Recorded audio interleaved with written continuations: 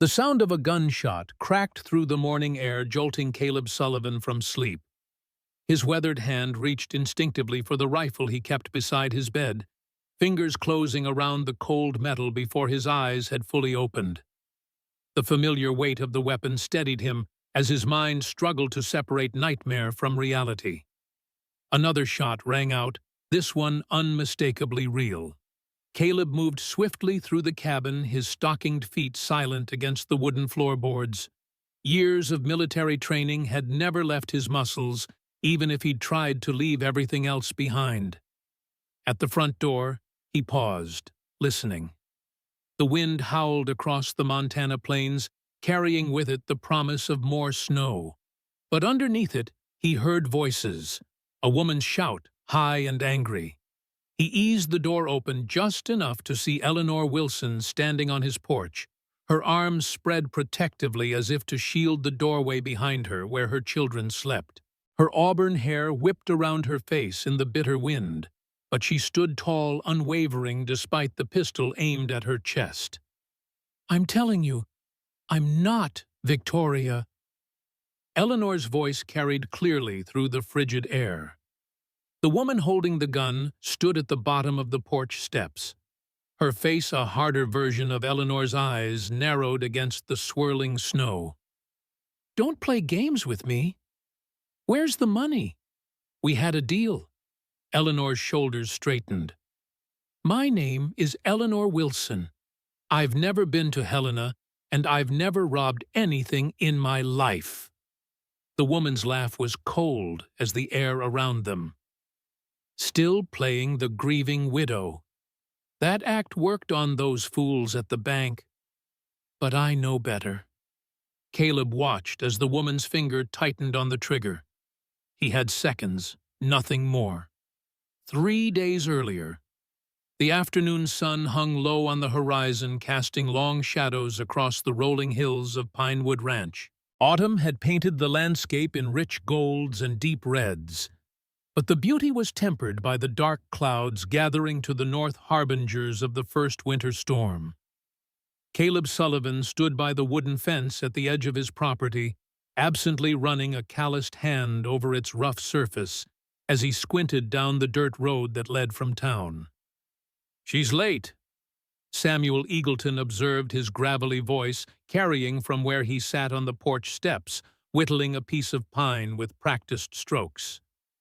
At 68, the old ranch hand moved slower than he once had, but his eyes missed nothing. "Stage could be delayed," Caleb replied, not turning around. "Weather's turning." He'd read Rebecca Mitchell's letters so many times the paper had grown soft at the creases. A 30-year-old widow from Boston with a sensible view of marriage and no children to complicate matters. Her neat, precise handwriting had revealed a practical woman who understood what he was offering, not romance, but partnership. A chance to build something lasting in this remote corner of Montana, far from whatever sorrows had marked her past. Caleb had shaved carefully that morning, wincing as the straight razor revealed the long scar that ran from temple to jaw along his left cheek, a permanent reminder of an Apache blade that had nearly taken his life during his time as an Army scout. He'd donned his only good shirt, a faded blue cotton garment that Samuel insisted made him look less like a grizzly and more like a gentleman. At 42, Caleb harbored no illusions about his appearance. Years of hard living had etched deep lines around his eyes and mouth, and the Montana sun had weathered his skin to leather. But he offered stability, a productive ranch, and the promise that Rebecca would never go hungry or unprotected. It seemed enough in their correspondence. A wisp of dust on the horizon caught his attention. Samuel saw it too, heaving himself to his feet with a grunt. "Reckon that's the stage," the old man said, tucking his knife and half-finished carving into his pocket. "Best put on your welcoming face, such as it is." Caleb straightened, suddenly aware of how his palms had grown damp despite the chill in the air. He'd faced Apache raiders and survived blizzards that had claimed stronger men, Yet the prospect of meeting his mail-order bride sent a flutter of unease through his stomach. What if her letters had misrepresented her? What if his had misrepresented him? The stagecoach appeared over the rise, the team of 4 horses laboring against the rutted road. Flakes of early snow had begun to fall, melting as they touched the ground, but promising more to come. The driver's shout to the horses carried on the wind as the coach drew closer, wheels grinding to a halt before the ranch house. Caleb stepped forward, one hand reflexively smoothing his shirt, while the other moved to ensure his hat sat properly on his head. The stage door swung open, and the driver climbed down to assist the passengers. "Pinewood Ranch," the driver announced, reaching in to help someone descend. "Last stop before the weather turns, folks. Better hurry." A slender woman emerged, her dark blue traveling dress dusty from the journey, a woolen shawl clutched tightly around her shoulders against the wind. Her hair was a rich auburn, not the blonde Caleb had expected from Rebecca's description, and when she turned toward him, he saw eyes of clear gray instead of the blue he'd anticipated. Before he could process this discrepancy, a boy of about 16 clambered down after her, followed by a girl perhaps 2 years younger. The driver reached in again, helping 2 identical young boys who appeared to be around 8. Finally, the woman turned back to receive a small child, a golden-haired girl no more than 4 years old, who immediately buried her face in her mother's neck. Caleb stood frozen, his greeting dying unspoken on his lips. This was not Rebecca Mitchell. This was not one woman, but 6 people. A mother and 5 children standing before him with expressions ranging from exhaustion to wariness. The woman approached slowly, uncertainty in her step, but determination in her gaze. "Mr. Sullivan," she asked, her voice soft but steady. Caleb nodded, unable to find words. "I'm Eleanor Wilson," she said, shifting the small child in her arms. "I believe you were expecting someone else." Samuel moved to stand beside Caleb, his weathered face showing surprise, but none of the consternation Caleb felt churning within. "Rebecca Mitchell," Caleb finally managed. "I was expecting Rebecca Mitchell." Eleanor nodded, her expression apologetic, but not ashamed. "I met Miss Mitchell at the Denver station. She hesitated, then reached into her pocket and withdrew a folded piece of paper. "She gave me this. Your advertisement." Caleb took the paper, recognizing his own careful wording, requesting a practical woman of good character to share in the running of his Montana ranch. The paper had been torn from a newspaper, the edges ragged, but his name and the ranch's location were clearly visible. "Miss Mitchell had a change of heart," Eleanor continued, her voice growing quieter as she glanced at her children. "She met a timber merchant at the station who was bound for Oregon. They seemed quite taken with each other." The oldest boy moved protectively closer to his mother. "We've used nearly everything we had to get here," he said, his young voice trying to sound older than his years. "Mother said you were looking for help with your ranch." "Noah," Eleanor admonished gently, though her eyes held a flicker of pride at her son's courage. A gust of bitter wind swept across the yard, causing the little girl to whimper and burrow deeper into her mother's embrace. The twin boys huddled closer together, their small faces pinched with cold. "Storm's coming in fast." Samuel observed, his eyes on the darkening northern sky. "First big one of the season by the look of it." Caleb felt the weight of 6 pairs of eyes upon him, waiting for his decision. This was not what he had planned, not remotely what he had paid for. He had wanted a wife, not a ready-made family with 5 children, and whatever complications they would bring. Yet as he looked at their travel-worn faces, at the quiet dignity with which Eleanor stood, Despite her clear exhaustion, he found he could not turn them away. Not with night falling and a blizzard approaching. "You can stay until the weather clears," he said, finally, his voice gruffer than he intended. "There's room in the house." Relief softened Eleanor's features, though she maintained her composure. "We won't be a burden, Mr. Sullivan. We can work for our keep." The little girl in her arms coughed, then a deep rattling sound that seemed too harsh for such a small body. "Sophie's been fighting a cold since Denver," Eleanor explained, concern creasing her brow. "The mountain air." Samuel stepped forward, his usual gruffness tempered with unexpected gentleness. "Let's get you folks inside where it's warm. Storm like this coming, you wouldn't make it halfway back to town anyway."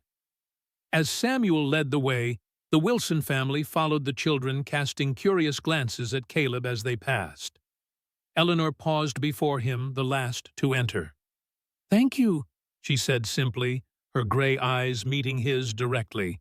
"I know this isn't what you agreed to." Caleb nodded stiffly, unsure how to respond to the quiet strength he saw in her face. This woman had traveled hundreds of miles with 5 children on the strength of a torn newspaper advertisement and a stranger's redirect. Either she was remarkably brave or remarkably desperate. Perhaps both. As he followed them inside, snowflakes began to fall more heavily, no longer melting when they touched the earth.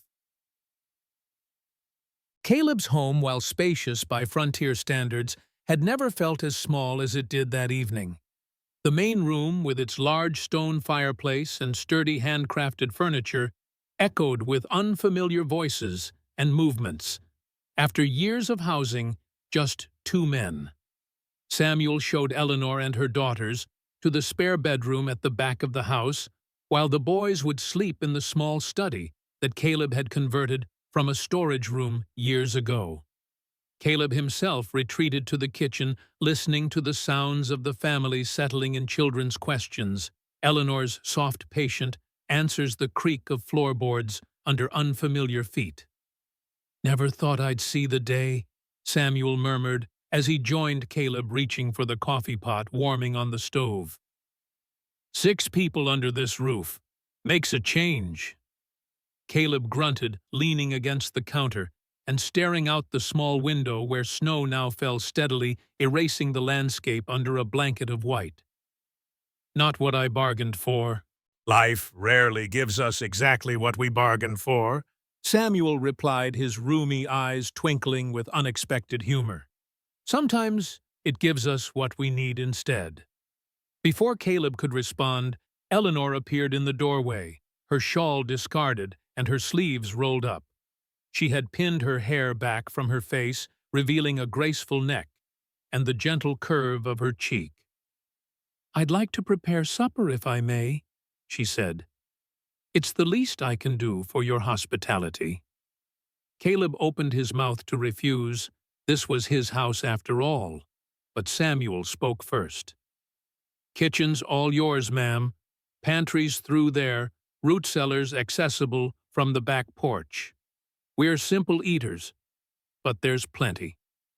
Eleanor nodded her thanks and moved with quiet efficiency, quickly familiarizing herself with the kitchen's layout. Caleb watched, slightly bemused, as she transformed from weary traveler to capable homemaker before his eyes. Her movements were economical, practiced as she assembled ingredients and built a meal from what she found. The oldest girl, Emma, he'd heard Eleanor call her, appeared to help setting the large oak table with the mismatched plates and utensils Caleb had accumulated over the years. The boys were sent to wash up, and soon the house was filled with the rich aroma of stew and baking bread that Eleanor had somehow produced from his modest supplies. Dinner was a strange affair for Caleb, who had grown accustomed to quiet meals with only Samuel's occasional comments to break the silence. The Wilson children, though clearly taught good manners, brought a new energy to the table. The twins, Oliver and Ethan, whispered to each other between careful bites. Emma helped Sophie with her food, cutting meat into tiny pieces for the little girl whose cough had subsided somewhat in the warmth of the house. Noah, the oldest, ate silently, his eyes frequently darting to Caleb with undisguised assessment. The boy had his mother's coloring, but a squarer jaw and broader shoulders that hinted at the man he would become. His protective stance toward his family was evident in the way he positioned himself between them and Caleb, as if ready to intervene should the need arise. Conversation was minimal and carefully polite. Eleanor asked appropriate questions about the ranch, its size, the livestock, the typical seasonal work, while skillfully deflecting queries about her own circumstances. Caleb noted this, but didn't press. Whatever had driven a widow with 5 children to pursue such an uncertain future wasn't his concern, as long as they moved on once the weather cleared. After the meal, as Eleanor and Emma cleared the dishes, Sophie tugged at her mother's skirt. "Story time, Mama," the little girl asked, her voice slightly hoarse from her cough. Eleanor smoothed her daughter's golden curls. "Yes, sweetheart, as soon as we're finished here." "I'll take care of this," Emma offered, taking the dishcloth from her mother's hands. "You look tired, Mother." Eleanor smiled gratefully at her eldest daughter, then gathered Sophie into her arms. "Thank you, Mr. Sullivan, for sharing your home tonight," she said, her eyes meeting Caleb's briefly before she carried Sophie toward their temporary quarters, the twins following close behind. Noah lingered, helping Emma with the dishes, despite Caleb's assurance that it wasn't necessary. The boy's determined assistance seemed less about helpfulness and more about establishing his role in the family hierarchy. He was the man of the family now, his every movement declared, and he would not shirk his duties. Caleb retreated to the front porch, needing air despite the cold. The snow had intensified, large flakes swirling in the wind and accumulating rapidly on the ground. Already several inches had fallen, and the sky promised much more to come. The Wilson family wouldn't be leaving any time soon, he realized. The thought unsettled him in ways he couldn't quite define. Samuel joined him, lighting his pipe and puffing thoughtfully as they both gazed out at the thickening snowfall. "Going to be a bad one," the old man observed. "Might be stuck here for days, maybe a week." Caleb nodded, his breath fogging in the cold air. "Don't have much choice." Samuel studied his employer and friend of 15 years. "That boy Noah, he reminds me of someone. Can't quite place it." Caleb had noticed it too, though he said nothing. There was something familiar in the set of Noah's jaw, in the watchful intelligence of his eyes. "Well," Samuel said, knocking his pipe against the railing to clear it, "I'm turning in. Tomorrow will come early, snow or no snow." Left alone, Caleb remained on the porch until the cold drove him inside. The house had grown quiet, the children presumably asleep. As he moved through the main room, banking the fire for the night, he noticed a small leather bag that had been left beside one of the chairs. It must have belonged to the Wilsons, overlooked in their settling in. He picked it up, intending to set it aside until morning, when something fell from an outer pocket, a small framed tin-type photograph. Caleb bent to retrieve it, and as he straightened, the image caught the firelight. The photograph showed a man in a cavalry uniform, his posture straight and proud, despite the formal stiffness of such portraits. But it was the face that caused Caleb's breath to catch in his throat. A face he knew, though he hadn't seen it in a decade. Lieutenant Robert Wilson. Memories flooded back unbidden of Fort McKenzie, of a young lieutenant who had pulled an injured scout to safety during an ambush by Blackfoot warriors. The same lieutenant who had later stood beside Caleb during the Battle of Whispering Creek, where Caleb's miscalculation had cost 5 soldiers their lives. The room seemed suddenly airless. Eleanor Wilson wasn't just any widow, she was Robert Wilson's widow. And her children, Robert's children, were now sleeping under his roof. Caleb carefully returned the photograph to the bag, his mind racing. Was this mere coincidence or something more deliberate? Had Robert spoken of him to Eleanor before his death? Did she know of Caleb's role in that fatal battle? He moved quietly to the window, staring out at the snow-covered landscape now bathed in moonlight. The storm had momentarily abated, revealing a world transformed into crystal and shadow. Beautiful, but treacherous, much like the past he'd tried to leave behind, now suddenly present in his home. Sleep would be long in coming tonight. Morning arrived with blinding brightness as sunlight reflected off the newly fallen snow. Caleb had risen before dawn, as was his habit, to find Samuel already at work in the kitchen, stoking the fire and setting coffee to boil. "Must be 18 inches at least," the old man reported, nodding toward the window. "Still coming down, too. This is just a lull." Caleb grunted acknowledgement as he poured himself coffee, his mind still troubled by the discovery of the previous night. He had slept poorly, his dreams haunted by faces of the dead and the living alike. He was spared further conversation by the arrival of Noah, already dressed and ready for the day. The boy nodded a cautious greeting. "Mother says to ask if we can help with morning chores," he said, his tone formal, but not unfriendly. "We're used to farm work." Samuel glanced at Caleb, who nodded after a moment's hesitation. "Livestock needs tending, snow or no snow," he said. "Horses need to be fed and watered, chickens too." Noah straightened, clearly pleased to be given responsibility. "I'll get my brothers." "Too young," Caleb said, surprising himself with the protective impulse. "Those twins would be more hindrance than help in this weather. You can come with me." If Noah was disappointed that his brothers wouldn't join them, he didn't show it. He merely nodded and went to fetch his coat. Outside, the world had been transformed. Snow blanketed everything, smoothing the rough edges of the ranch into gentle curves and mounds. The path to the barn was nearly invisible, and Caleb led the way, breaking trail through snow that reached halfway up his calves. The barn offered welcome shelter from the biting cold. Inside, the horses nickered in greeting, their warm breath visible in the chilled air. Caleb set about his familiar routine, checking water troughs and filling feed bins, aware of Noah watching carefully before mimicking his actions.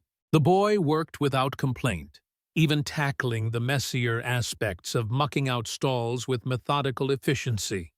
He clearly knew his way around horses, speaking to them in low, soothing tones as he worked.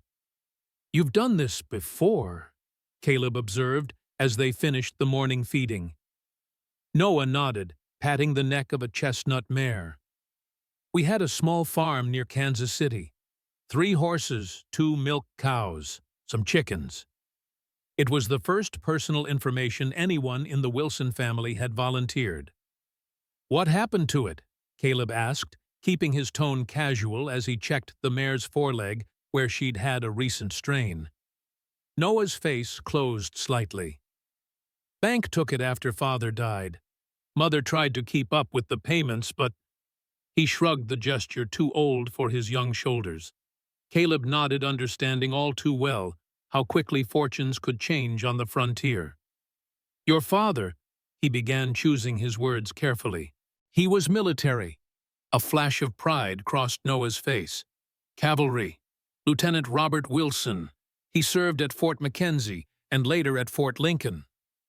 "Good man?" Caleb asked, unable to help himself. "The best," Noah replied without hesitation. "Everyone said so. He taught me everything about horses, about being a man." His voice caught slightly, and he turned away, busying himself with a bridle that needed no adjustment. Caleb allowed the boy his privacy, moving to the back of the barn, where he kept a small paddock for injured or special needs animals.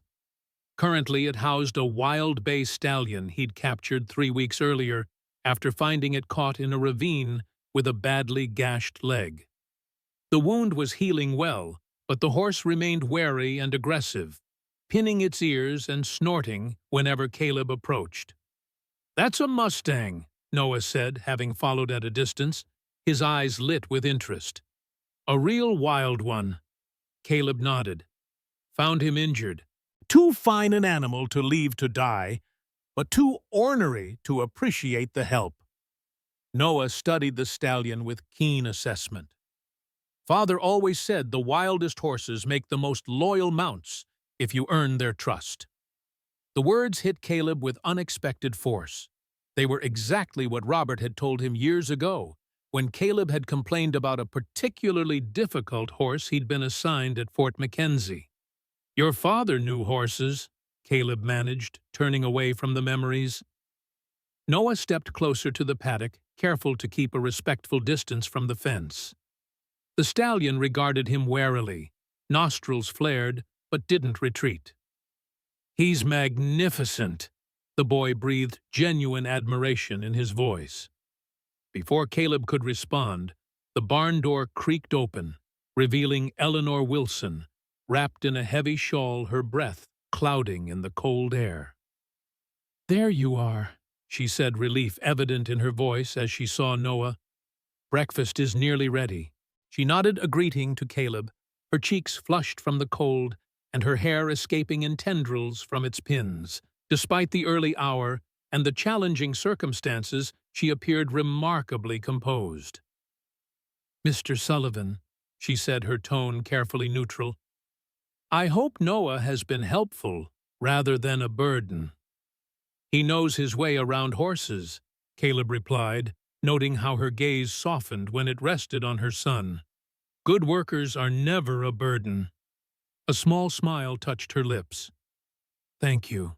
That's kind of you to say." She turned to Noah. "Come along now. Your brothers are awake and asking for you." As Noah moved to join his mother, the stallion suddenly approached the fence, stretching its neck toward the boy, as if drawn by some invisible force. Noah paused, then slowly extended his hand, palm up. The horse sniffed cautiously, ears still back, but no longer pinned aggressively. Eleanor watched her expression, a mixture of pride and concern. "Noah has his father's way with horses," she said softly to Caleb.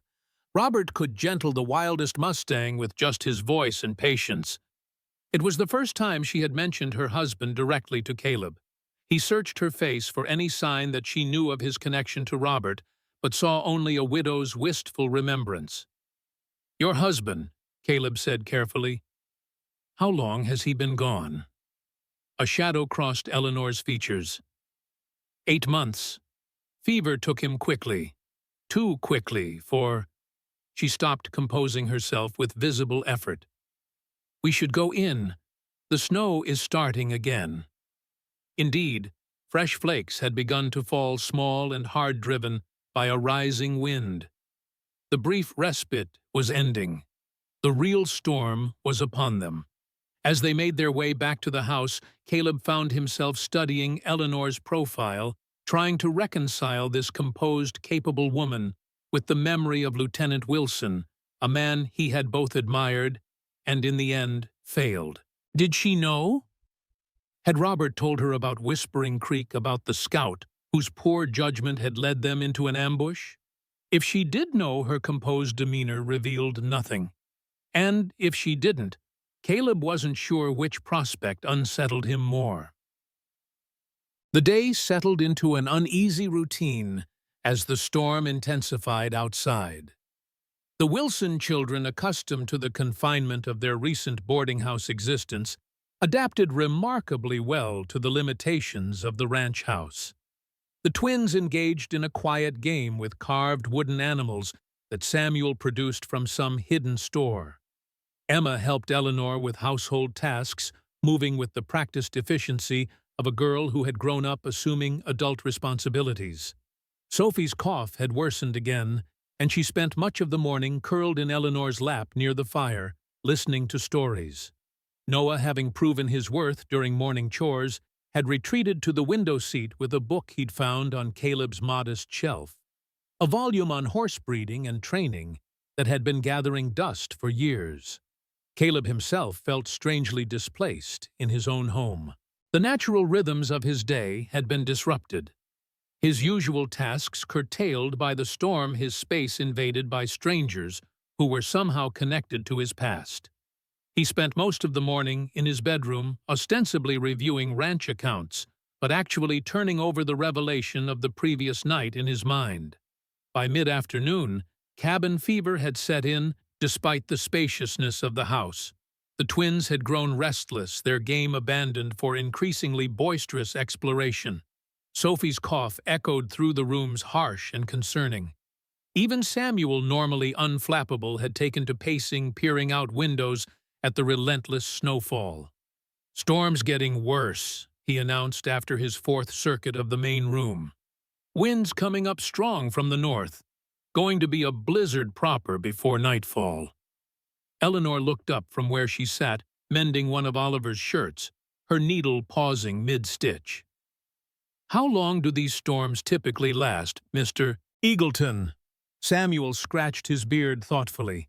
"Hard to say, ma'am. Could blow itself out by morning or could settle in for days. This early in the season, they're unpredictable." Concern flickered across Eleanor's face before she smoothed it away. "I see. Well, we're grateful for your shelter, however long it's needed." Sophie coughed again, the sound deeper and more troubling. Eleanor set aside her mending, moving to feel the child's forehead with the back of her hand. "She's warmer than she should be," she murmured, worry evident despite her attempt to hide it. Caleb, who had emerged from his self-imposed isolation at Samuel's weather report, found himself stepping forward. "There's willow bark in the medicine cabinet," he said. "Good for fever and coughs. My mother swore by it." Eleanor's eyes met his, surprised and grateful. "Thank you. I'd appreciate that." As Caleb went to retrieve the remedy, he heard Oliver's excited voice from the front window. "Someone's coming. There's a horse." Samuel moved quickly to the window, squinting through the swirling snow. "He's right. Rider coming up the main road." Caleb joined him, peering out at the nearly obscured landscape. Sure enough, a dark shape moved through the whiteness, a horse and rider struggling against the driving snow. "Fool to be out in this," Samuel muttered. "Must be desperate or lost." "Or both," Caleb replied, already reaching for his heavy coat. "Better bring them in before they freeze." Eleanor appeared at his side, the willow bark forgotten. "Is there anything I can do to help?" "Keep the children inside," Caleb said, buckling on his gun belt out of habit. "Make up a hot drink for whoever it is. They'll be half frozen." He stepped out into the storm, the wind immediately tearing at his clothing and driving snow into his face with stinging force. Visibility was poor, but he could make out the rider now, only 50 yards from the house, hunched low over the horse's neck. As Caleb approached, the rider looked up, revealing a face he hadn't seen in years, but recognized instantly. Gabriel Hayes, once a sergeant in Caleb's unit at Fort McKenzie, now wearing the badge of a federal marshal pinned to his heavy coat. "Sullivan," Gabriel called over the howl of the wind relief evident in his voice. "Thought I might have missed the turn in this devil's brew." Caleb led the way to the barn, where they could speak without shouting above the storm. Once inside, Gabriel dismounted stiffly, his movements betraying the cold that had settled into his bones during his journey. "You're a long way from anywhere, Hayes," Caleb said, helping to unsaddle the exhausted horse. "Must be important to ride in this weather." Gabriel nodded, rubbing his gloved hands together to restore circulation. "Official business, I'm afraid. Tracking a gang that robbed the Helena Bank 5 days ago. Trail led this way before the snow covered it." Caleb felt a prickle of unease. "Bank robbers out here. 4 men and a woman." Gabriel confirmed, his weathered face grim beneath his ice-crusted beard. "Took over $2,000. Shot a teller who tried to raise the alarm." He paused, studying Caleb's face. The woman is what brings me specifically to your door." "How so?" Gabriel reached inside his coat, producing a folded paper that he handed to Caleb. "She gave her name as Eleanor Wilson, described herself as a widow with children to garner sympathy. Witnesses said she had a way with words, refined, educated. Used the children as cover to scout the bank the day before." Caleb unfolded the paper with fingers that suddenly felt numb and not from cold. It was a wanted poster with a crude drawing of a woman who, with the right imagination, might resemble Eleanor. "This description," Caleb said carefully, "it could match a lot of women." Gabriel nodded. "True enough, but our information says she was heading this way. Word in town was you were expecting a woman to arrive, a mail-order bride. Thought I'd check if she'd shown up, see if she matches our suspect." Caleb's mind raced. The Eleanor Wilson under his roof certainly didn't seem like a bank robber. She was refined, yes, and certainly capable, but a criminal. The mother who tenderly cared for her sick child, who mended clothes with such careful stitches, who had traveled so far on the slim chance of finding security for her family, and yet she had arrived unexpectedly. Her story about meeting Rebecca Mitchell could be a convenient fabrication. She had been vague about her circumstances, deflecting personal questions. "Sullivan," Gabriel prompted, breaking into his thoughts. "Has your bride arrived?" Caleb made his decision in an instant. "No," he said firmly. "The stage brought no one yesterday. Drivers said the lady changed her mind in Denver." Gabriel's eyebrows rose slightly, but he didn't challenge the statement. "That's so, shame, after all the preparation." He glanced around the barn. "Mind if I warm up a bit before heading back out? Left my men camped down by Miller's Creek. Should rejoin them before dark." "Storm's getting worse," Caleb said, gesturing toward the barn door where snow was already drifting under the gap. "You won't make it back to Miller's Creek today. Better stay here for the night." Gabriel hesitated, clearly torn between duty and practicality. "Wouldn't want to impose." "Not an imposition," Caleb replied, already leading the tired horse to an empty stall. "Samuel will be glad for fresh company and new stories." The lie about Eleanor felt strange on his tongue, but Caleb couldn't bring himself to retract it. Not until he knew more. Not until he was certain. They trudged back to the house through snow that had deepened noticeably in the short time they'd been in the barn. Inside, Samuel had stoked the fire to a roaring blaze, and the aroma of coffee filled the warm air. Eleanor looked up from where she sat with Sophie, her eyes widening slightly as she took in the newcomer. The children, too, regarded Gabriel with open curiosity. "Marshal Gabriel Hayes," Caleb announced, keeping his tone casual. "Caught in the storm on official business. He'll be staying the night." If Eleanor recognized the name or was troubled by the man's profession, she gave no sign. "Welcome, Marshal," she said with a polite nod. "Please warm yourself by the fire. There's coffee and stew left from midday."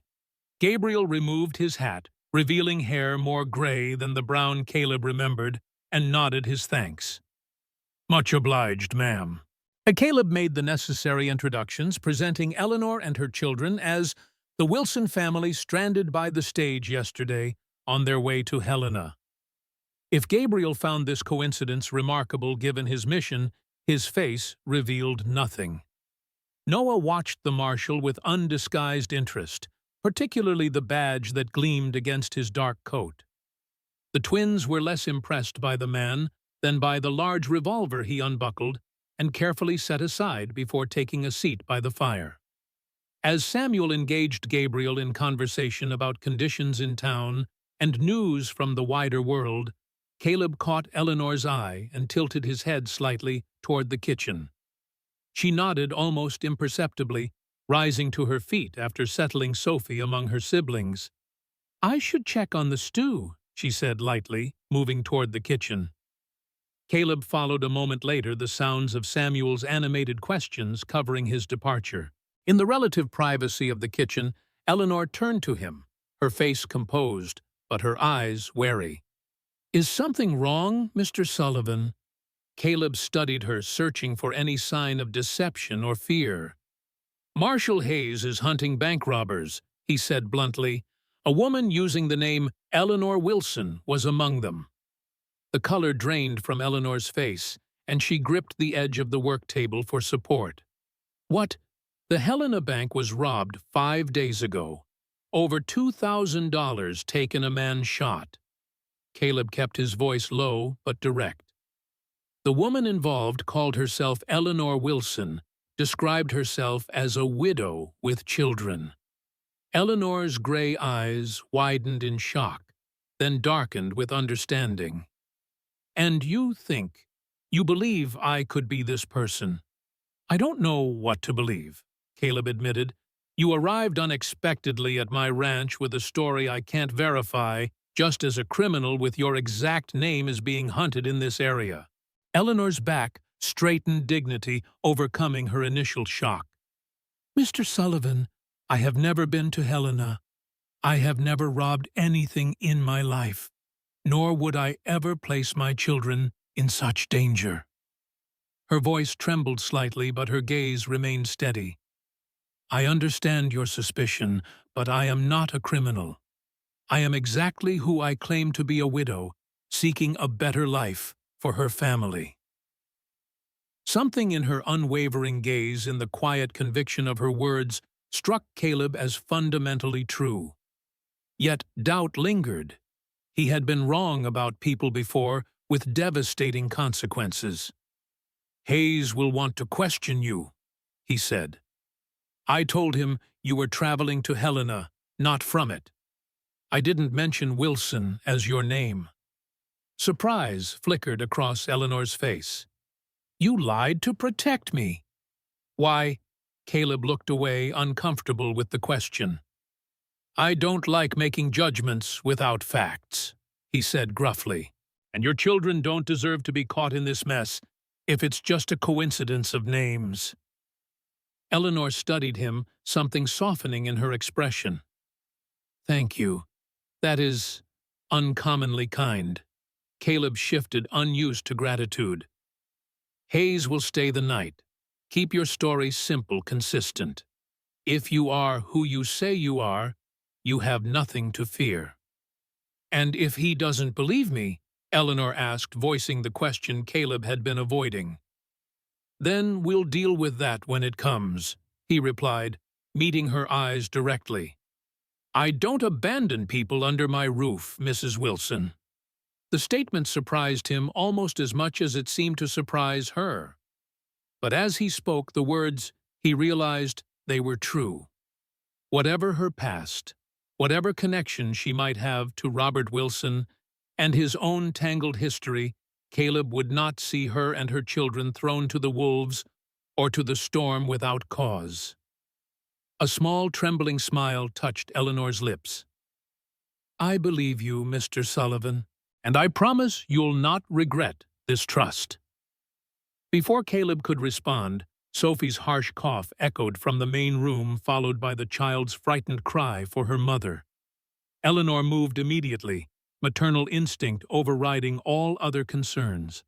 Caleb remained in the kitchen a moment longer, trying to make sense of the tumult of emotions her simple words had stirred in him. Trust was not something he gave easily, not anymore. Not since Whispering Creek. Yet something in Eleanor Wilson's steady gaze and the quiet dignity with which she faced adversity had sparked a forgotten feeling in him, a willingness to believe, to hope that not all connections led to betrayal or loss. As he returned to the main room where Gabriel was regaling the twins with an edited tale of frontier justice, Caleb caught Samuel watching him with knowing eyes. The old man nodded slightly as if confirming some private thought. Outside, the storm howled with renewed fury, driving snow against the windows in white sheets. They were all trapped here together, the hunter, the possibly hunted, and Caleb caught between them, with a debt to the past he had never expected to pay. Dinner was a strained affair, despite Samuel's efforts to maintain conversation. Gabriel, while not openly suspicious, studied Eleanor with the careful attention of a lawman, accustomed to separating truth from falsehood. Eleanor, for her part, maintained her composure, admirably answering questions about their journey and plans with just enough detail to be plausible, without elaboration that might lead to contradictions. The children, sensing the undercurrents, were quieter than they had been at previous meals. Even the twins kept their usual chatter to a minimum, casting occasional worried glances at their mother. Noah barely touched his food, his attention fixed on Gabriel with an intensity that suggested he understood more of the situation than Caleb might have expected. Only Sophie seemed oblivious to the tension, her illness making her fretful and demanding of her mother's attention. Her cough had worsened as the evening progressed, and her small face was flushed with fever, despite the willow bark tea Eleanor had coaxed her to drink. "Your little one sounds poorly," Gabriel observed as Sophie suffered through another coughing fit. "My sister's boy had a cough like that last winter. Turned to lung fever before they got it under control." Eleanor's face tightened with worry as she rubbed Sophie's back. "I'm hoping it won't come to that. She's always been strong despite her size. My mother used to make a poultice of mustard and pine tar for chest complaints," Gabriel offered unexpectedly. "Smelled terrible, but worked wonders." "We have both in the pantry," Samuel said, rising from the table. "I'll mix some up." The conversation turned to remedies for winter ailments, the tension momentarily eased by this common ground of concern for a sick child. Caleb found himself watching Eleanor's hands as she soothed Sophie's strong, capable hands with the calluses of someone accustomed to hard work, but gentle in their touch. Not the hands of a woman who would shoot a bank teller, he thought. But then he had been wrong about people before. As the evening wore on, Sophie finally fell into a restless sleep. In her mother's arms, the mustard poultice seeming to ease her breathing somewhat. Eleanor carried her to bed, followed by Emma, who would help ready the younger children for sleep. With the children gone, Gabriel turned to more direct conversation. "Quite a coincidence," he remarked, accepting the whiskey Samuel offered. "You waiting for a bride who doesn't show, and then a stranded family turns up instead." Caleb nodded, keeping his expression neutral. "Frontier's full of coincidences. People's plans change, stages run late, weather intervenes." Gabriel sipped his whiskey thoughtfully. "True enough. Still makes a man wonder." Before Caleb could formulate a response that wouldn't raise further suspicion, Noah reappeared in the doorway, his young face set in determined lines. "Mr. Sullivan," he said formally, "may I check on the horses before turning in? I'm concerned about that stallion in this cold." Caleb recognized the request for what it was, an attempt to speak with him privately. "Good thinking," he replied, rising from his chair. "I'll come with you." Gabriel raised an eyebrow, but made no comment as Caleb and Noah donned their coats and headed out into the storm. The trek to the barn was arduous, the snow now knee-deep and still falling heavily. Inside, the horses were restless, disturbed by the howling wind that found its way through every crack in the sturdy structure.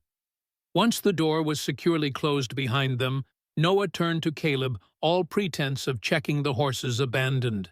"That marshal is looking for my mother, isn't he?" he demanded, his voice cracking with the strain of appearing older than his years. "I heard parts of what you told her in the kitchen. Someone used her name in a robbery." Caleb studied the boy, impressed, despite himself, with Noah's perception and courage. "Yes," he admitted, seeing no point in falsehoods. "But I don't believe your mother is involved." Noah's shoulders slumped slightly in relief. "She's not. She couldn't be. But that won't stop him from taking her away, will it? Lawmen don't always care about the truth." There was a bitterness in the boy's voice that spoke of experience beyond his years, perhaps of watching his mother struggle after his father's death, of witnessing the indifference or cruelty of those with power over their lives.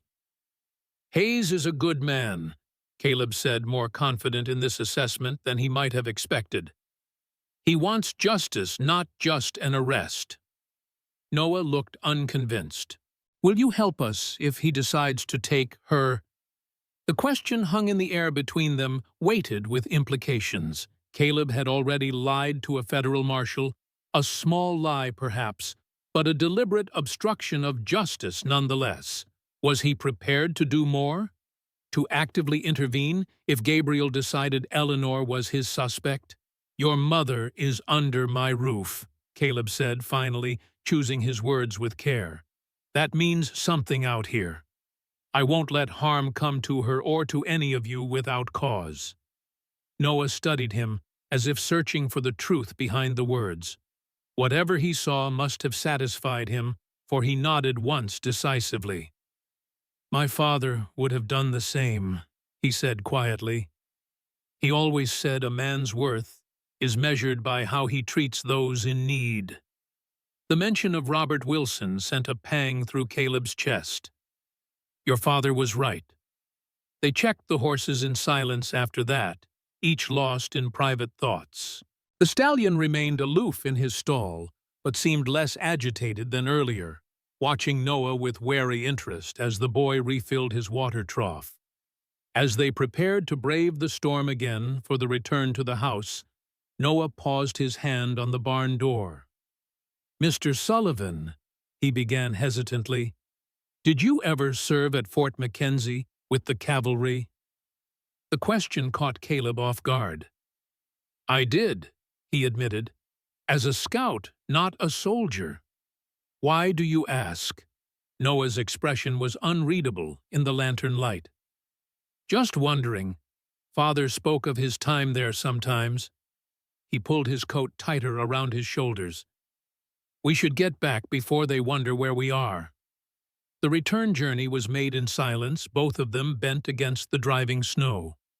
Inside, they found the main room empty except for Samuel, who was banking the fire for the night. "Marshals turned in," the old man reported. "Mrs. Wilson, too, after checking on the little one again." He eyed them curiously. "Everything all right in the barn?" "Fine," Caleb replied shortly, hanging his snow-covered coat by the door. "Animals are settled." Noah excused himself to bed, leaving Caleb alone with Samuel. The old man waited until the boy's footsteps had faded down the hallway before speaking. "That's a sharp lad," he observed, poking at the fire. "Sees more than he lets on." Caleb nodded, sinking into his chair with a sigh. "Too sharp for his own good, maybe." Samuel straightened, wincing slightly at the stiffness in his back. "You think the mother might be mixed up in this bank business?" "Really?" "No," Caleb said, surprising himself with the certainty in his voice. "I don't." Samuel studied him thoughtfully. "Known her less than 2 days." "I know," Caleb acknowledged. "Doesn't make sense." "Doesn't have to make sense," Samuel replied with unexpected gentleness. "Some things we just know deep down, where it counts." He moved toward his own small room off the kitchen. "Get some sleep. Tomorrow will bring its own troubles without borrowing from tonight." Left alone, Caleb stared into the dying fire, his thoughts a tumult of past and present. He had been so certain all those years ago at Whispering Creek, so confident in his assessment of the terrain and the enemy's movements. That certainty had cost 5 men their lives and haunted his dreams ever since. Now he felt a different kind of certainty about Eleanor Wilson, a belief in her innocence that defied logical explanation. Was he making the same mistake trusting his judgment when evidence suggested caution, or was this his chance to finally get something right? The fire crackled softly, offering no answers, as it burned down to embers. Outside, the storm continued, unabated, blanketing the world in white silence, broken only by the moaning of the wind. Somewhere in that vast emptiness, the real Eleanor Wilson impersonator might be hiding unaware that her actions had cast suspicion on an innocent family. Or perhaps the answer was simpler and more disturbing. Perhaps the woman sleeping down the hall was not who she claimed to be at all. Caleb rose finally, bone-weary, but knowing sleep would be elusive. As he moved toward his bedroom, he passed the door to the room where Eleanor and her daughters slept. It stood slightly ajar, and through the gap he could see Eleanor sitting beside Sophie's bed, one hand resting on the child's forehead, her lips moving in what might have been prayer. The sight stirred something long dormant in his chest, a protectiveness he had not felt since the days when he had ridden with men he called brothers before Whispering Creek changed everything. Before he had retreated to this isolated ranch determined to need no one, and to be needed by no one in return. He continued to his room silently, unwilling to disturb the private moment. But as he lay in his bed listening to the storm, he knew with growing certainty that whatever the coming day might bring, he would not stand aside if Gabriel moved against Eleanor. The debt he owed to Robert Wilson's memory, and perhaps to his own conscience, would not allow it. The realization should have troubled him more than it did. Instead, it brought a strange peace, and he drifted finally into dreamless sleep as the storm raged on. Caleb woke in darkness to the sound of Sophie's harsh coughing, followed by Eleanor's soothing murmurs. The storm still howled outside, rattling the window panes with gusts that seemed even stronger than before. He rose, knowing further sleep was unlikely, and dressed in the cold room. The main room was dimly lit by the banked fire, now little more than glowing coals. Caleb added wood, carefully coaxing the flames back to life before lighting a lamp. The mantel clock showed just past 3 hours yet, until dawn. Soft footsteps in the hallway made him turn. Eleanor stood there wrapped in a shawl over her nightdress, her hair loose around her shoulders. In the lamplight, her face showed the strain of interrupted sleep and ongoing worry. "I'm sorry if Sophie woke you," she said quietly, moving closer to the rekindled fire. "Her fever's worse, and the cough." She trailed off, exhaustion evident in every line of her body. "Sit," Caleb offered, gesturing to the chair closest to the fire. "I'll make tea." Eleanor sank gratefully into the chair, pulling her shawl tighter around her shoulders. The firelight cast a warm glow on her face, softening the worry lines that had formed around her eyes and mouth. With her hair down, she looked younger, more vulnerable, and startlingly beautiful in a way Caleb hadn't allowed himself to notice before. He busied himself with the kettle, uncomfortable with the direction of his thoughts. When he returned with 2 steaming cups, Eleanor had closed her eyes, her head resting against the chair back. For a moment, he thought she had fallen asleep, but she stirred at his approach, accepting the tea with a grateful smile. "You're kind," she murmured, warming her hands on the cup. "Despite your best efforts to appear otherwise." Caleb settled into the chair opposite her, uncertain how to respond to the gentle teasing in her voice. "Practical," he corrected. "Hard to sleep with all that coughing." Eleanor's smile widened slightly as if she saw through his gruffness. "Of course. Purely practical." She sipped her tea, then looked at him over the rim of her cup. "Like lying to a federal marshal about my name and destination. Very practical indeed." Caleb shifted uncomfortably. Hayes jumps to conclusions sometimes. Better to let him cool off in this storm before presenting him with complications. "Complications?" Eleanor repeated softly. "Is that what my family and I are to you, Mr. Sullivan?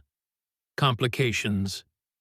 There was no accusation in her tone, only genuine curiosity, and perhaps a hint of something more vulnerable. Caleb found himself answering with unexpected honesty. "I don't know what you are," he admitted. "Not what I expected, certainly." "Nor you what I expected," Eleanor replied, her gray eyes studying him with quiet intensity. "When I met Rebecca Mitchell in Denver, when she suggested I take her place, I imagined someone different, harsher, perhaps, more frontier." Caleb raised an eyebrow, unsure if he should be offended. Disappointed. "No," Eleanor said quickly, a flush rising to her cheeks that owed nothing to the fire. "Not at all. Just surprised.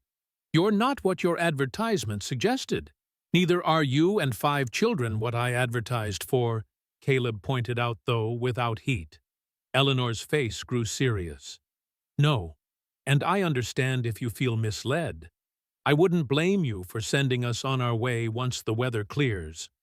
She looked down at her tea. "I took a chance, Mr. Sullivan. A desperate one, perhaps. But when Miss Mitchell showed me your letter, when she spoke of this place," she gestured vaguely, encompassing the house and the land beyond, "it sounded like somewhere my children could be safe, could thrive." Caleb watched the emotions play across her expressive face, hope, fear, determination, and beneath it all a bone-deep weariness that spoke of burdens carried too long alone. "What happened?" he asked quietly. "After your husband died." Eleanor was silent for a long moment, and Caleb thought she might not answer. When she finally spoke, her voice was low, almost a whisper. "Everything fell apart so quickly. The farm was mortgaged, of course. What property isn't these days? Robert had been making payments regularly, but after he was gone—" She shook her head. "I tried. I kept the livestock, fed the crops, tended. Noah worked himself to exhaustion helping me. But the bank wouldn't extend the loan for a widow with 5 children. They foreclosed 3 months after the funeral." She took another sip of tea, her hands steady despite the painful memories. "We moved to Kansas City, where I had a distant cousin who offered us rooms above her millinery shop. I sewed, took in laundry, did whatever work I could find.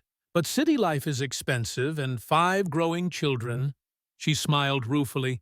"Well, they do insist on eating regularly."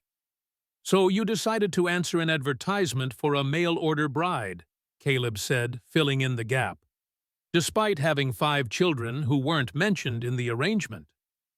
"No," Eleanor corrected gently. "I was actually on my way to Oregon to another cousin who had written that she could find me work in a boarding house.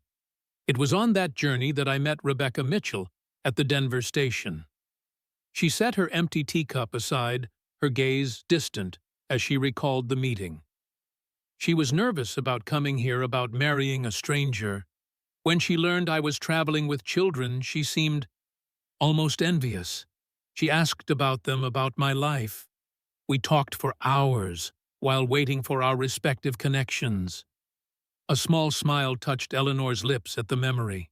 "And then James Harrington walked into the station, a timber merchant headed to Oregon on the same train I was to take. The way he looked at Rebecca, the way she looked at him, it was like watching 2 people recognize each other from a dream." Eleanor's gaze returned to Caleb, her expression earnest. "By the time my train was called, she had decided to continue to Oregon with Mr. Harrington. She pressed your advertisement into my hand and said perhaps fate had brought us all to that station for a reason, that perhaps I was meant to come here instead." She shook her head, a hint of self-deprecation in her smile. "It sounds foolish now, saying it aloud. A decision made on the word of a stranger, based on nothing but desperation and perhaps a touch of romantic fancy that I thought I'd left behind with my youth." "Not foolish," Caleb said quietly. "Brave. Reckless, maybe, but brave." Eleanor looked surprised, then touched by his assessment. "Thank you. Not many would see it that way." They fell silent, the only sounds the crackling of the fire and the howling of the wind outside. In the dim, warm light, with her hair loose around her shoulders and her guard lowered by exhaustion and the intimacy of the hour, Eleanor seemed both stronger and more vulnerable than Caleb had yet seen her. A woman of contradictions, refined yet practical, gentle yet resilient, carrying her burdens with a grace that humbled him. "Your husband," Caleb said, suddenly breaking the comfortable silence. "He was stationed at Fort Mackenzie when I was a scout there." Eleanor's eyes widened slightly.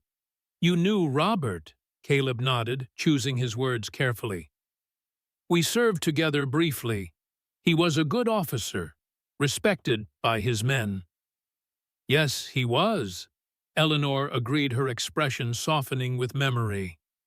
"He spoke often of his time at Fort Mackenzie, said the men he served with there were among the finest he'd known." She studied Caleb with new interest. "He never mentioned you specifically, I don't think, but then he knew so many during his career." Caleb felt a mixture of relief and disappointment at her words. Relief that she didn't associate him with the tragedy at Whispering Creek, disappointment that Robert had not deemed him memorable enough to mention to his wife.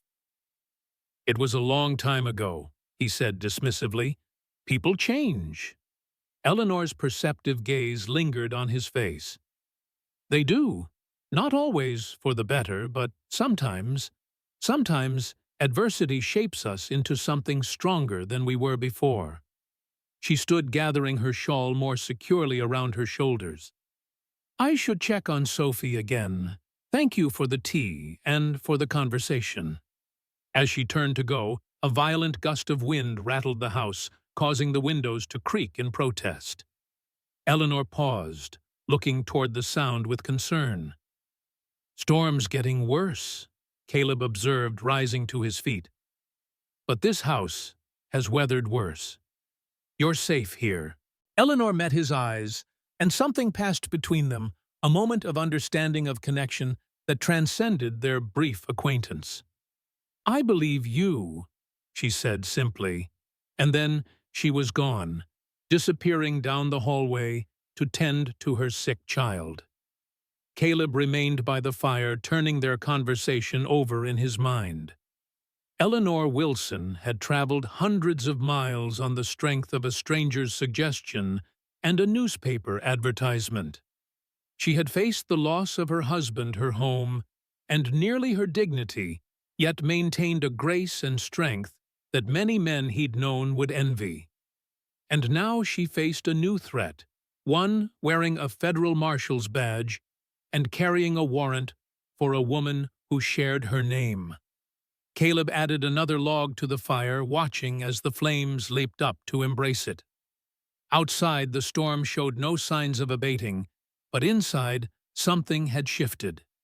A decision had been made, though he hadn't consciously formulated it until this moment. Eleanor Wilson and her children were under his protection now. Whatever the cost, whatever Gabriel Hayes might say or do when morning came, Caleb would not abandon them to face this threat alone. The debt he owed to Robert Wilson would be paid one way or another. Dawn arrived with no discernible lightening of the sky, only a gradual awareness that night had surrendered its dominion. The storm continued unabated, if anything growing stronger with the new day. Snow piled against the windows in drifts that obscured the lower panes, and the wind's howl had taken on a banshee-like quality that set nerves on edge. Caleb found Gabriel already awake in the kitchen, standing by the window with a cup of coffee, staring out at what little could be seen of the transformed landscape. "Never seen a storm hit this early with such force," the marshal observed without turning. "Must be 3 feet out there already, with more coming." Caleb poured his own coffee, noting that Gabriel had already stoked the fire and set the pot to boil. Some habits of military life never faded, no matter how many years passed. "Roads will be impassable for days," he agreed. "Maybe a week." Gabriel turned then, studying Caleb with the shrewd assessment that had made him an effective lawman. Meaning, I'm stuck here along with your unexpected guests. Looks that way. The marshal sipped his coffee thoughtfully. Convenient timing for someone with something to hide. Caleb met his gaze steadily. Or inconvenient for travelers with legitimate business. A faint smile touched Gabriel's weathered face. You've changed, Sullivan. Time was you'd be the first to suspect the worst of strangers. Maybe I've learned that snap judgments cost too much. Caleb replied, the words carrying more weight than Gabriel could know. The marshal nodded slowly. Fair enough. Still, I'd like to ask Mrs. Wilson a few questions when she's up. Just to satisfy my curiosity, you understand. Before Caleb could respond, Noah appeared in the doorway already dressed, despite the early hour. The boy's eyes moved between the two men, alert for tensions that might affect his family's safety. Mother's still with Sophie, he said, addressing Caleb rather than Gabriel. The fever broke around dawn, but the cough's no better. She asked if there might be more of that willow bark tea. Caleb nodded. In the cabinet above the stove, I'll prepare it. Noah hesitated clearly, reluctant to leave the two men alone with his family's fate, possibly hanging in the balance. Gabriel seemed to sense the boy's concern. Your sister's been ill long, the marshal asked, his tone conversational. Just since Denver, Noah replied cautiously. The mountain air, mother thinks. Gabriel nodded sympathetically. My sister's youngest gets chest complaints every winter. Worrisome, especially when you're traveling. The simple acknowledgement of shared concern seemed to ease Noah's wariness slightly. He approached the stove, watching as Caleb prepared the medicinal tea. The twins are awake, the boy reported. Hungry as usual. Is it all right if I start breakfast? Mother taught me the basics. I'll help, Samuel announced, appearing in the doorway with his usual impeccable timing. The old ranch hand nodded a greeting to Gabriel. Marshal, sleep well. Well enough, considering, Gabriel replied, though I'm worried about my men camped by the creek. This weather's no joke. Samuel's rheumy eyes narrowed with concern. Miller's Creek can flood with rapid melt. They'd be wise to move to higher ground if they haven't already. Gabriel nodded, his own concern evident. Would if they could. Doubt they can navigate in this. How many men? Caleb asked, already thinking of the logistics involved.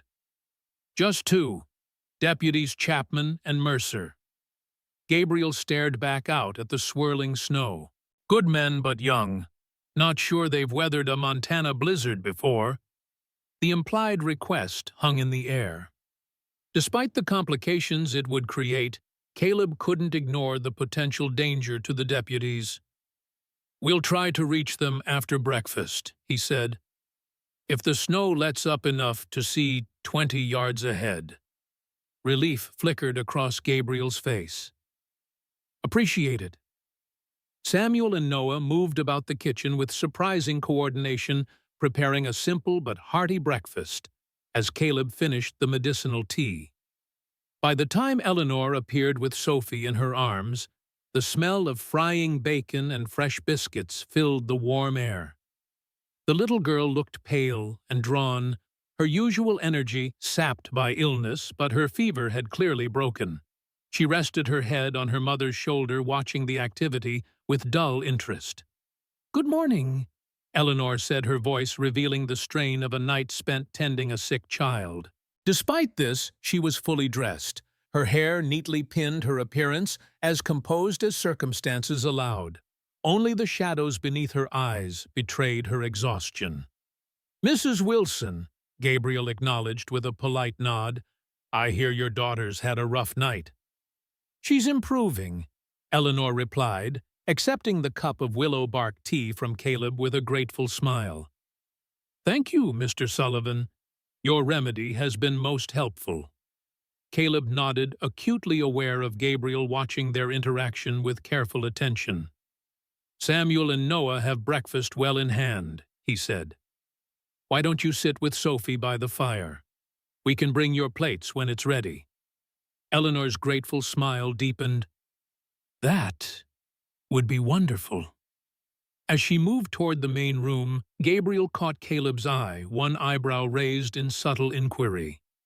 Caleb ignored the unspoken question, turning instead to help with the breakfast preparations. The meal was a strangely communal affair, with everyone gathered around the large oak table despite the tensions simmering beneath the surface. The twins, Oliver and Ethan, were oblivious to the undercurrents, chattering about the enormous snowdrifts visible through the windows and speculating about whether they could tunnel through them. Emma helped Sophie with her food, her young face showing mature concern for her sister's well-being. Noah remained watchful, his attention divided between Gabriel and Caleb, alert for any sign of threat to his family. "Mrs. Wilson," Gabriel said casually as the meal was winding down, "I understand you're bound for Helena. Family there?" Eleanor set down her fork, meeting his gaze directly. "A teaching position," she replied smoothly, "at the new school opening this winter. The children will have educational opportunities that weren't available to us in Kansas City." Gabriel nodded, his expression revealing nothing. "Interesting coincidence. I've just come from Helena myself." "Is that so?" Eleanor's composure remained intact, though Caleb noticed her hand tighten slightly on her napkin. "I hope the city is as pleasant as I've been led to believe." "Has its charms," Gabriel agreed. "Had some excitement recently, though. Bank robbery 5 days ago. Made quite a stir in town." The twins' eyes widened with interest at this dramatic turn in the conversation. "Was there a gunfight?" Ethan asked eagerly. "Did you catch the bad guys?" Gabriel smiled at the boy's enthusiasm. "No gunfight, thankfully, and we're still looking for the culprits. A matter of time, though. Justice has a long reach on the frontier." His eyes returned to Eleanor as he spoke the last words, and Caleb saw a subtle challenge there. Eleanor, however, showed no reaction beyond polite interest. "I'm sure the citizens of Helena appreciate your diligence, Marshal, she said, then turned her attention to Sophie, who had begun coughing again. "Excuse us, please. Sophie needs to rest." As Eleanor helped the little girl from the table, Gabriel watched thoughtfully, then turned to Caleb. "If the snow's let up at all, we should check on my deputies." Caleb nodded, rising from the table. "Samuel, Noah, can you manage things here?" The old ranch hand waved him off. "Been managing this place longer than you've owned it, boss. We'll be fine." Noah looked like he wanted to volunteer to join the rescue party, but a quick glance at his mother's retreating form seemed to remind him of his responsibilities. "We'll take care of everything," he assured Caleb, his young voice earnest. Preparing for the trek to Miller's Creek was no small undertaking. The temperature had plummeted overnight, and the wind chill would make exposure deadly after even a short time. Caleb and Gabriel layered clothing-wrapped scarves around their faces and donned heavy gloves before venturing out into the storm. The world outside the ranch house had been transformed beyond recognition. Snow drifted against the buildings in smooth sculptural forms that reached nearly to the eaves in places. The path to the barn had vanished entirely, and they waded through snow that reached mid-thigh each step, requiring significant effort. Inside the barn, the animals were restless, disturbed by the howling wind that found its way through every crack in the wooden structure. The horses snorted and shifted nervously in their stalls, except for the wild stallion, which watched their activities with wary intensity. "That's a fine animal," Gabriel observed as they saddled two of the steadier horses for their journey. "Mountain bred." Caleb nodded. "Found him caught in a ravine with a gashed leg. Too fine to leave to die." Gabriel studied the stallion with professional appreciation. "He's taking to captivity better than I'd expect. Usually they fight the stall more. Noah Wilson has a way with him, Caleb said without thinking. Boy has his father's touch with horses. Gabriel's hands paused in adjusting his saddle. You knew Wilson, the husband. Caleb cursed his careless tongue. Briefly, he admitted, at Fort Mackenzie, years back. A new alertness entered Gabriel's gaze. Interesting. Another coincidence. Caleb returned to saddling his horse, unwilling to be drawn further on the subject. Miller's Creek is about 2 miles southeast. In this weather, it'll take us an hour at least. Gabriel accepted the change of subject with a nod, though Caleb knew the marshal would not forget this new information. Let's hope they had sense enough to secure shelter. Creek bed's no place to be in weather like this. They led the horses outside, mounted with some difficulty in the deep snow, and set off. The going was painfully slow, the horses struggling to navigate terrain rendered unrecognizable by the storm. The wind drove snow into their faces with stinging force, visibility reduced to mere yards, even when the gusts momentarily abated. They rode in silence for most of the journey, saving their breath and energy for the difficult trek. Only when they approached the vicinity of Miller's Creek did Gabriel speak again. Sullivan, he called over the wind, I've known you 15 years, served with you, fought alongside you. I'd like to think that counts for something.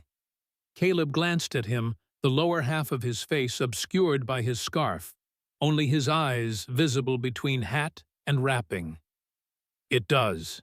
Then level with me. That woman back there, she's not just some random traveler, is she?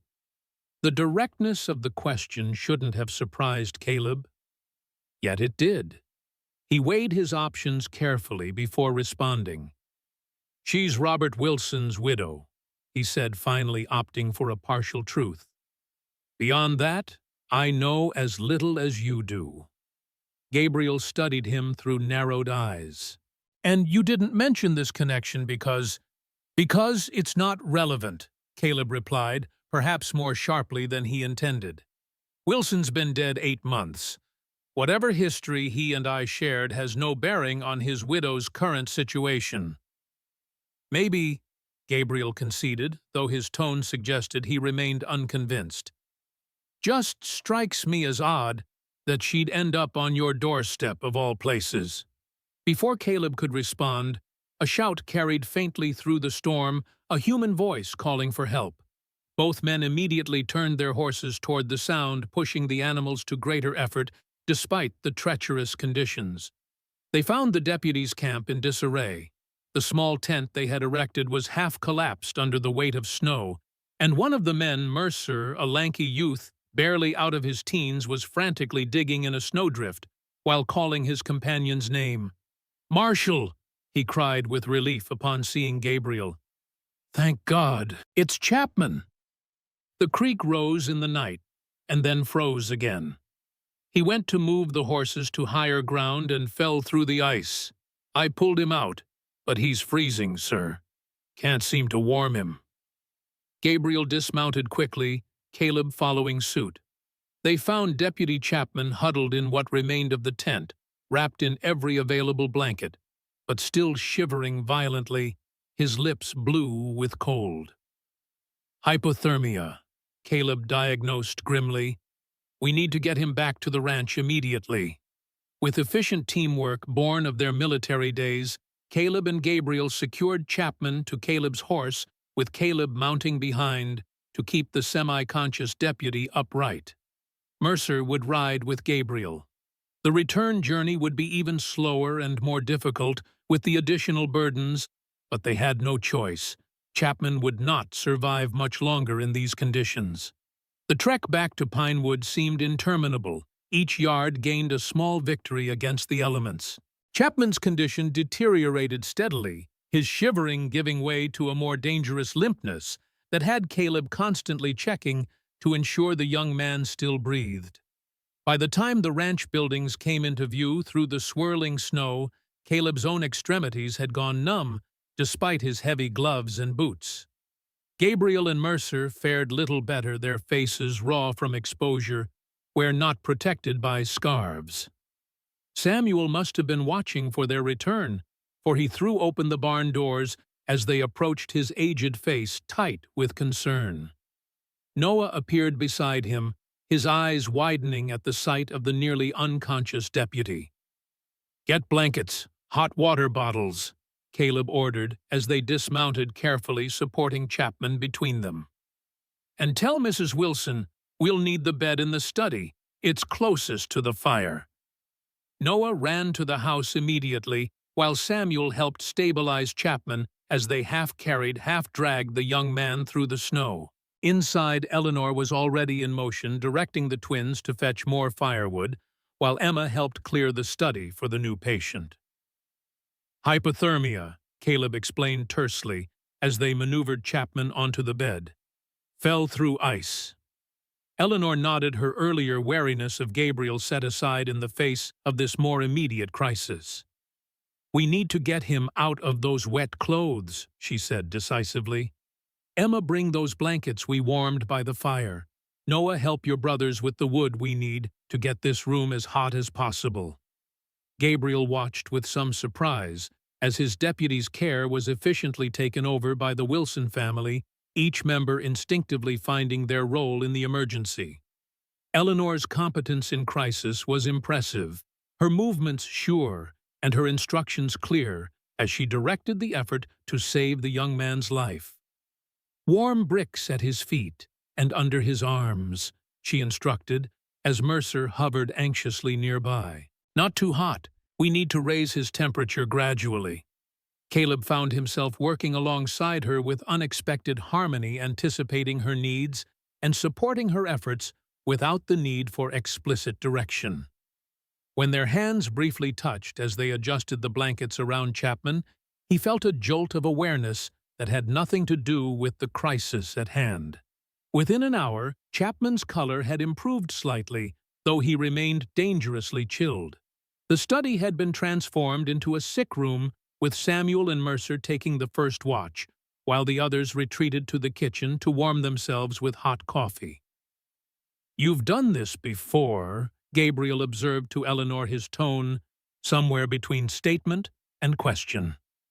She accepted a cup of coffee from Emma with a tired smile. "Frontier life doesn't leave much room for inexperience with emergencies, Marshal. My husband's unit once rescued a family caught in an early blizzard near Fort Mackenzie. They stayed with us at the fort for nearly a week while recovering. I learned a great deal from the post surgeon." Gabriel nodded, studying her with new consideration. "Lucky for my deputy. I only hope Sophie doesn't catch a new chill with all the doors opening and closing," Eleanor replied, glancing toward the main room where the little girl was curled up on the sofa, watching the activities with drowsy interest. "Your daughter seems improved," Gabriel noted. "Yes, thank God." Eleanor's relief was genuine, her smile softening the exhaustion in her face. "Children are remarkably resilient. More so than adults, I sometimes think." Gabriel sipped his coffee, his expression thoughtful. "Mrs. Wilson, I hope you won't think me indelicate, but I'm curious about your late husband. Sullivan mentioned he knew Lieutenant Wilson at Fort Mackenzie." Eleanor's gaze flickered briefly to Caleb before returning to Gabriel. "Yes, Robert served there for 2 years before being transferred to Fort Lincoln. It was early in our marriage."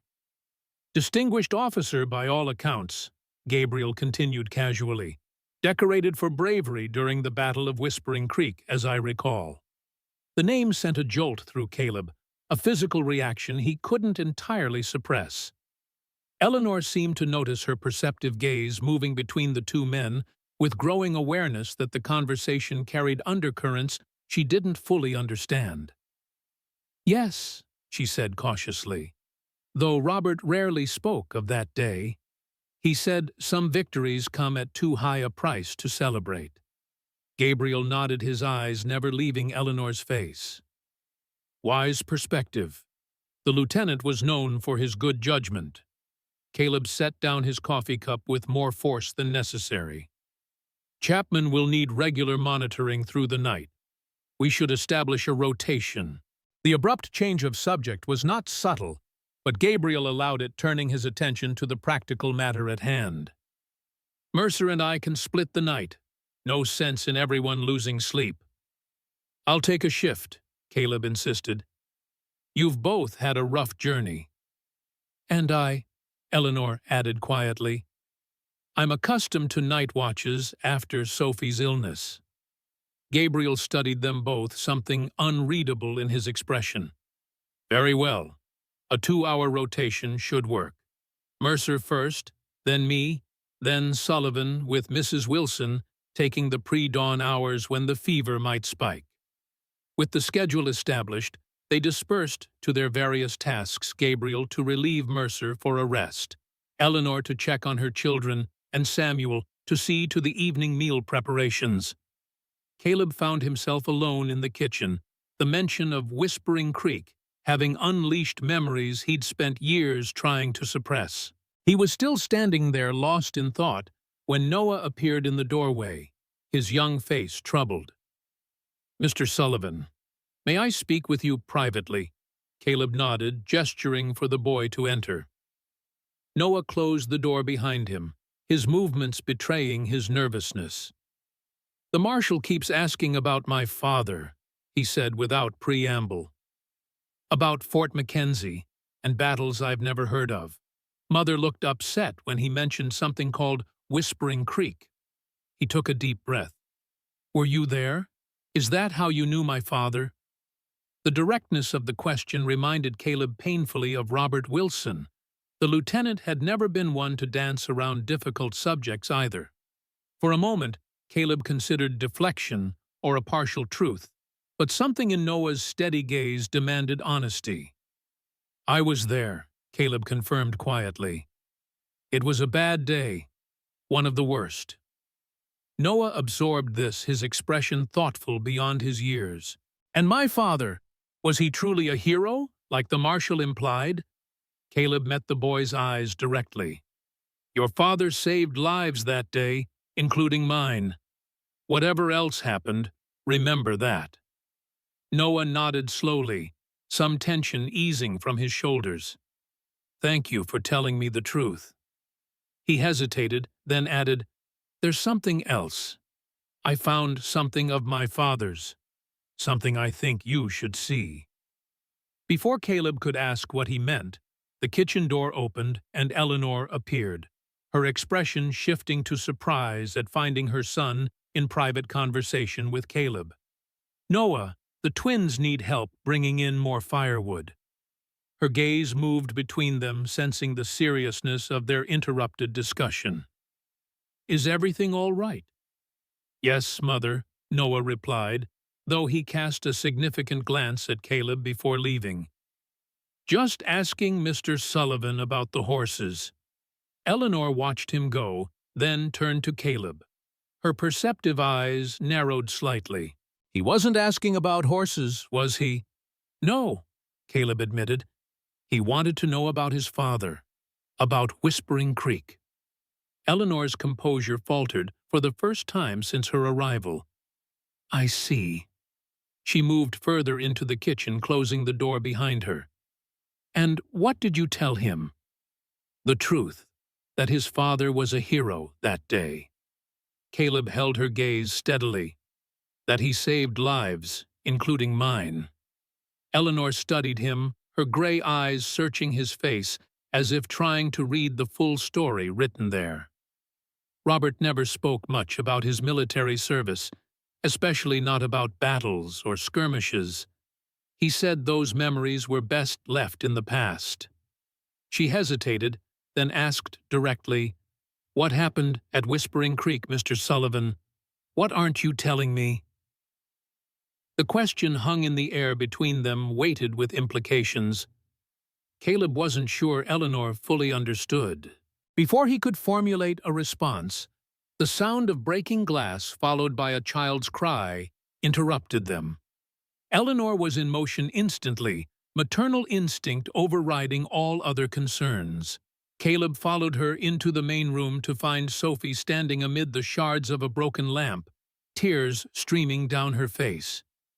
"I was just trying to help," the little girl sobbed as Eleanor knelt beside her, carefully checking for injuries. "I wanted to carry it to Deputy Chapman's room because Emma said he needed more light." "Shh, it's all right," Eleanor soothed, gathering her daughter into her arms and lifting her away from the broken glass. "No harm done, sweetheart. It was an accident." Caleb retrieved a broom and dustpan, sweeping up the shards as Eleanor comforted Sophie. The moment for revelations had passed, at least for now, but he knew the question would return. Eleanor Wilson was not a woman to leave mysteries unresolved, especially those concerning her late husband. The interruption was perhaps fortunate, Caleb reflected, as he disposed of the broken glass. How could he explain Whispering Creek to her? How could he tell her that Robert Wilson had saved his life? Yes, but only after Caleb's faulty intelligence had led their patrol into a deadly ambush, that 5 men had died because of his error, while Robert had received a commendation for bravery in evacuating the survivors.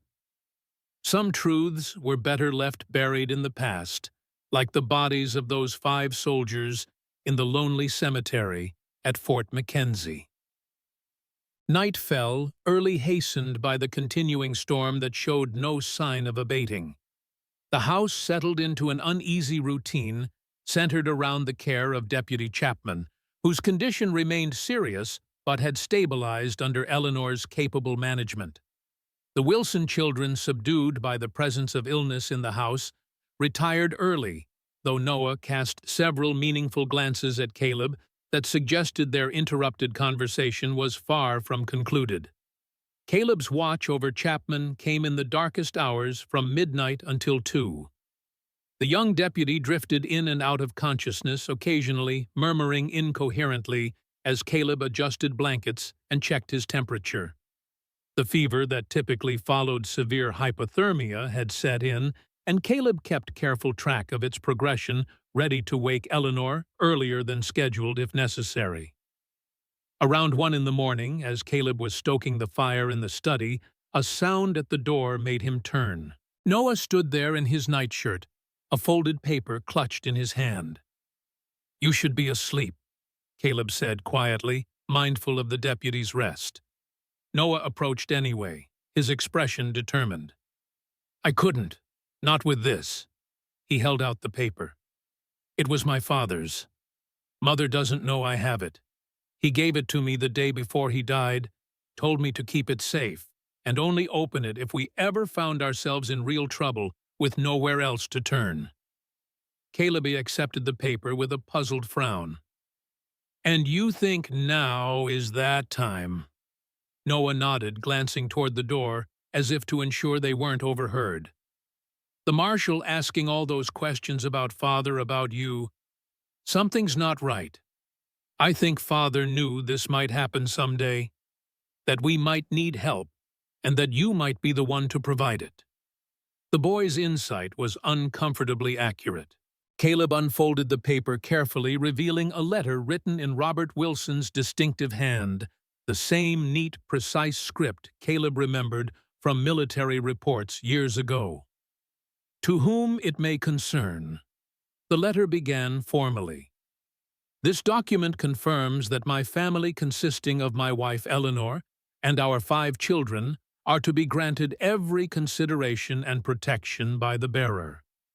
In particular, I direct this letter to Caleb Sullivan, formerly of Fort Mackenzie, to whom I entrust my family's safety should circumstances render me unable to provide it myself.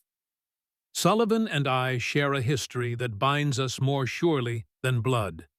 He knows the debt between us forged at Whispering Creek, and I trust his honor to acknowledge and fulfill that obligation should the need arise. To my dear Eleanor, should you be reading this, I have not been entirely forthcoming about certain aspects of my military service, nor about the circumstances that may threaten you after my passing. Forgive me this deception undertaken only to spare you worry during our time together. Know that Caleb Sullivan is a man of integrity, despite what the official record may suggest about the events at Whispering Creek. Trust him with your life and the lives of our children as I would. Lieutenant Robert Wilson, 7th Cavalry Regiment. The letter was dated just 1 week before Robert's death, as if he had sensed his time was growing short. Caleb read it twice, his hands unsteady as he absorbed the implications.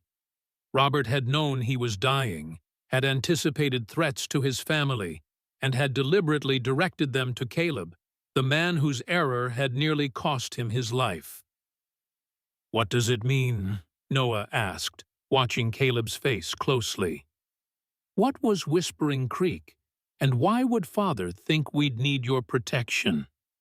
Caleb carefully refolded the letter, buying time to organize his thoughts. "Whispering Creek was a battle that went wrong," he said finally. "Your father saved many lives that day, including mine." He hesitated, then added, "As for the rest, I'm not sure.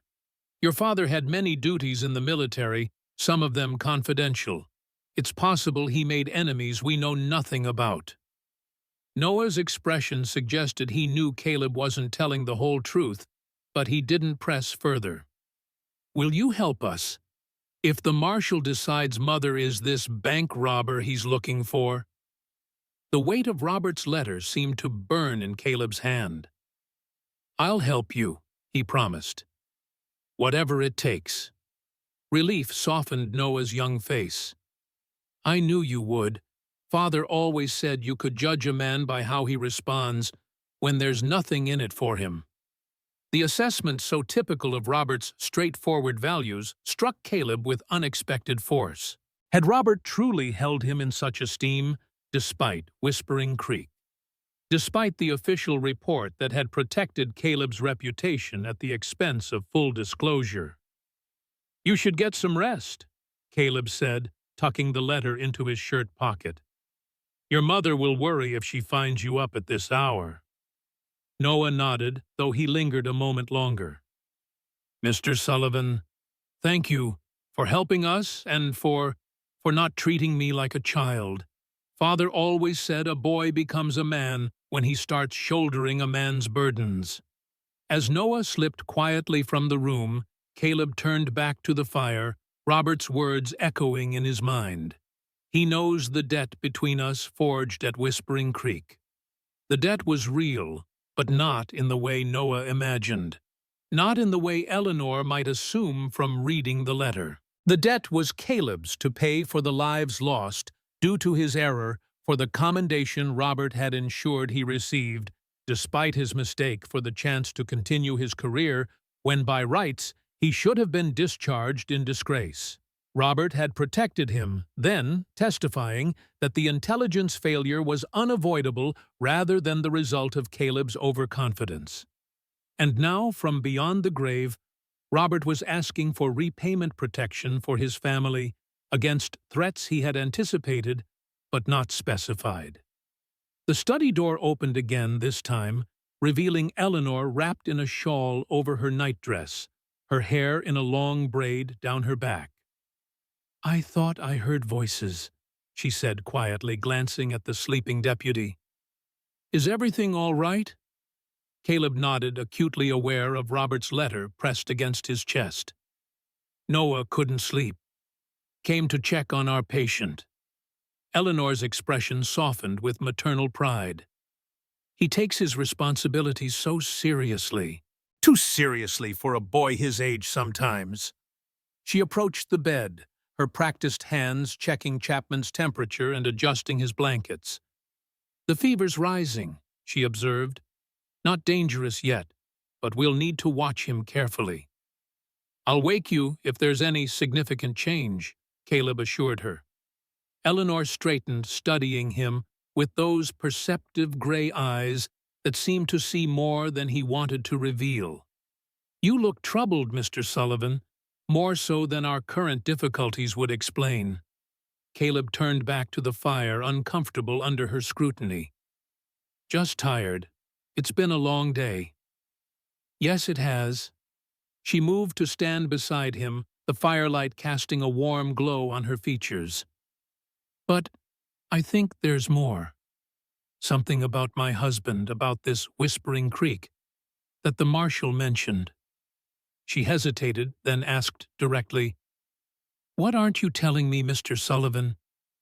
The question hung in the air between them, impossible to evade a second time. Caleb weighed his options carefully, aware that the wrong words could shatter the fragile trust that had begun to develop between them. Whispering Creek was a reconnaissance mission that turned into an ambush, he said, finally keeping his voice low to avoid disturbing Chapman. I was the scout for the patrol. Lieutenant Wilson was commanding officer. Eleanor nodded, encouraging him to continue. And something went wrong. Everything went wrong, Caleb corrected grimly. We were surrounded before we knew what was happening. 5 men died in the first volley. He stared into the fire, seeing not the flames, but the blood-soaked creek bed of 7 years ago. Your husband organized the defense, created a diversion that allowed the wounded to be evacuated. He received a commendation for bravery. And you, Eleanor asked softly, what was your role in all this? Caleb met her eyes, finding himself unable to lie to her directly. I missed the signs of the ambush, failed in my primary duty as scout. The deaths are on my conscience, if not on my official record. Understanding dawned in Eleanor's face. Robert protected you. In his report. He did. Caleb looked away, the admission painful even after so many years. Said the terrain made proper reconnaissance impossible, that no scout could have detected the ambush. It wasn't true, but it saved my career. Maybe my life, given how I was afterwards. Eleanor was quiet for a long moment, absorbing this revelation. When she spoke again, her voice was thoughtful, rather than accusatory. That sounds like Robert. He believed in second chances, in judging a man by his whole character, rather than his worst mistake.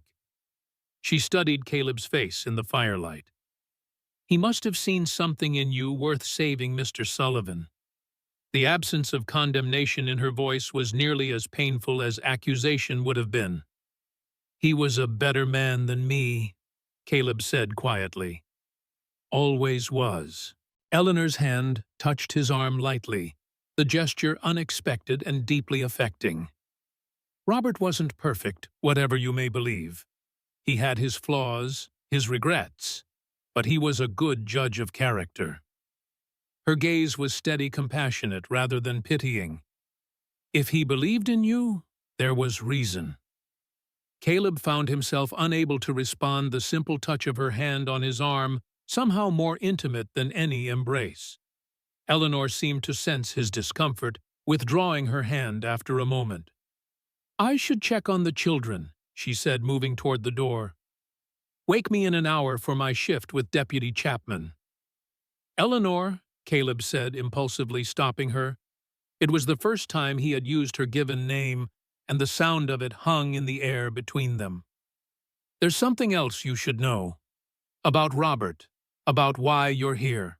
She turned back, a question in her eyes.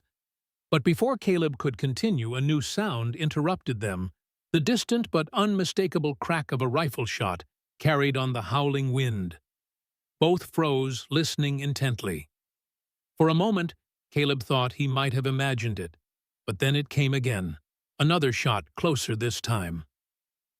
Someone's out there, Eleanor whispered, her face pale in the firelight.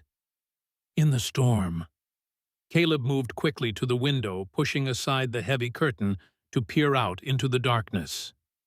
The snow continued to fall heavily, obscuring visibility beyond a few yards. But as he watched, a faint light appeared in the distance, a lantern bobbing through the storm toward the ranch house.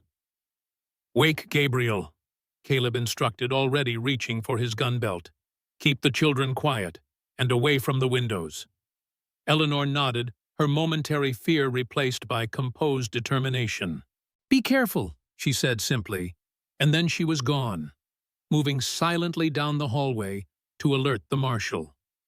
Caleb checked his revolver, ensuring it was fully loaded, before making his way to the front door.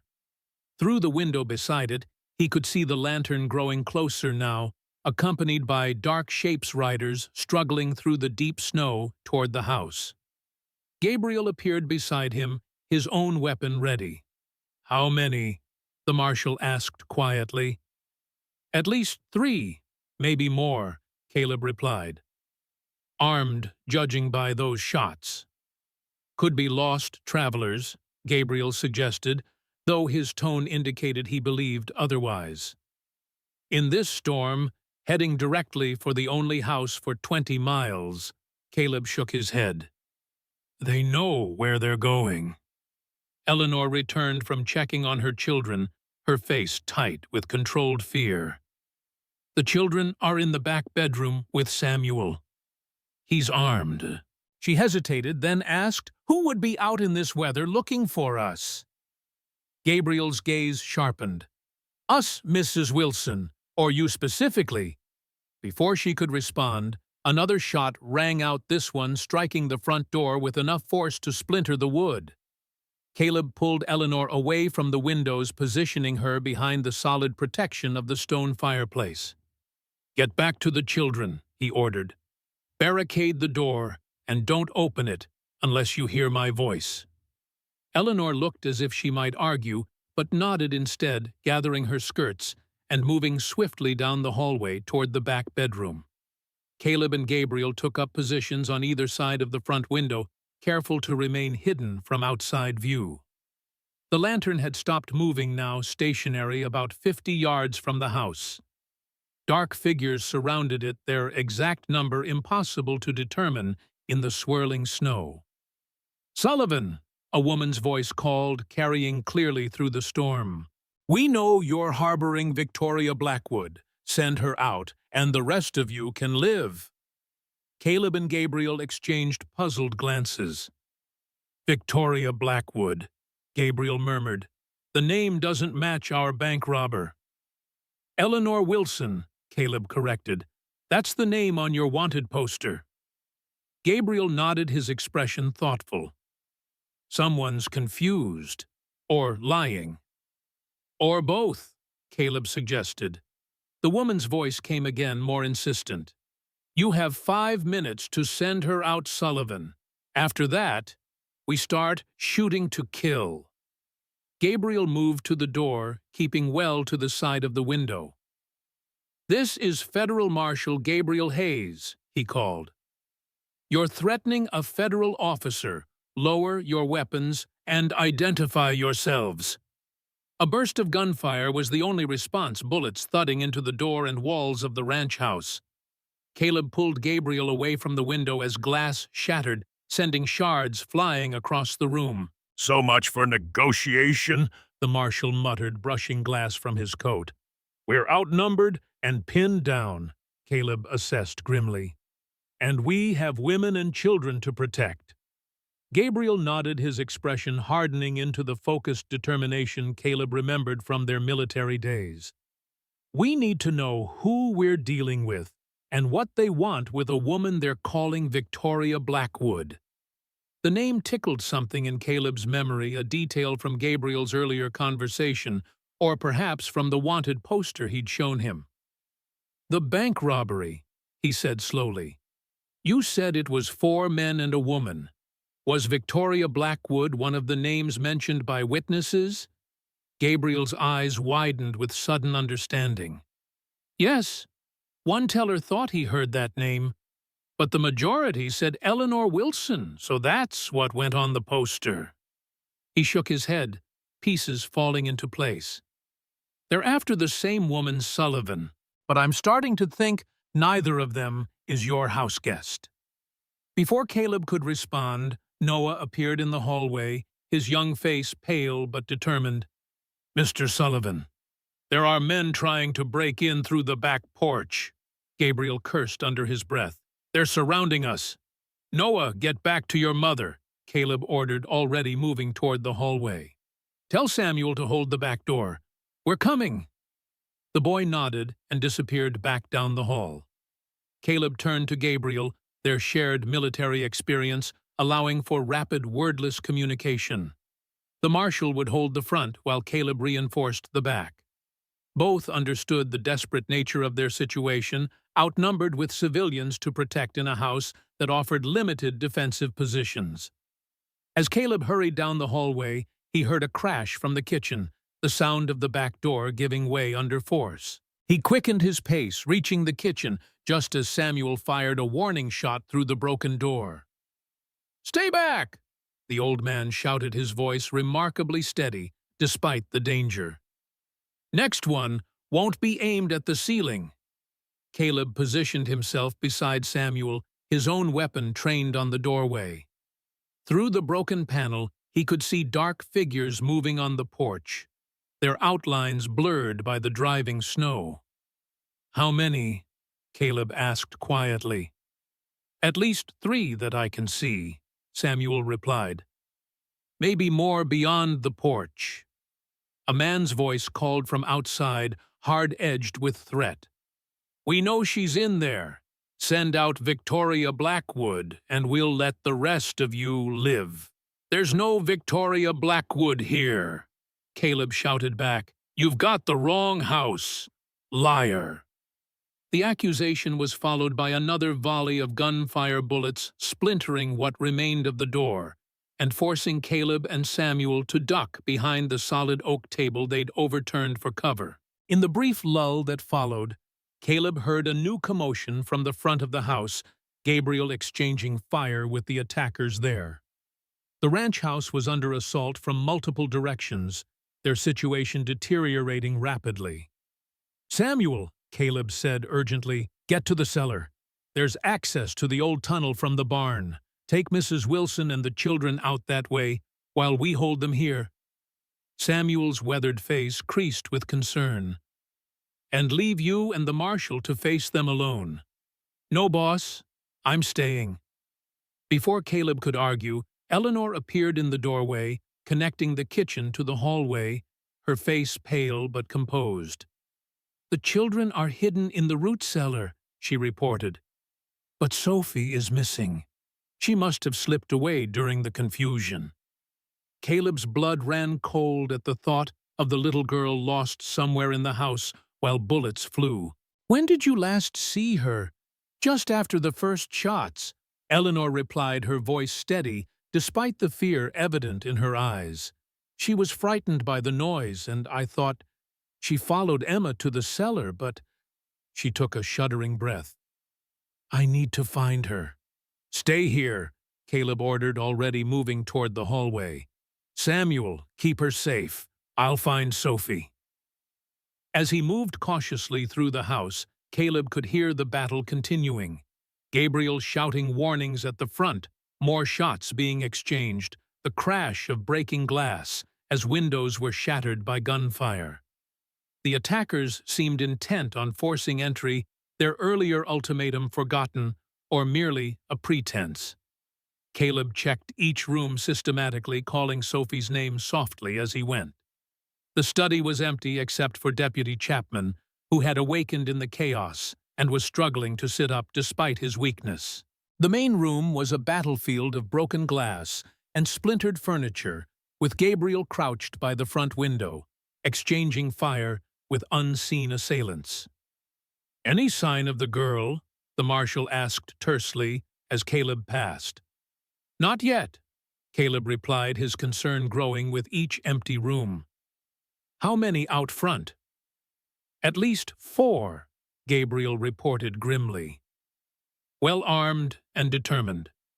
This isn't just about finding someone, Sullivan. They want to leave no witnesses." The implication was clear. These were the bank robbers covering their tracks by eliminating anyone who might identify them, including, apparently, the woman they called Victoria Blackwood. A small sound from the direction of the barn entry caught Caleb's attention, a child's whimper barely audible above the storm and gunfire.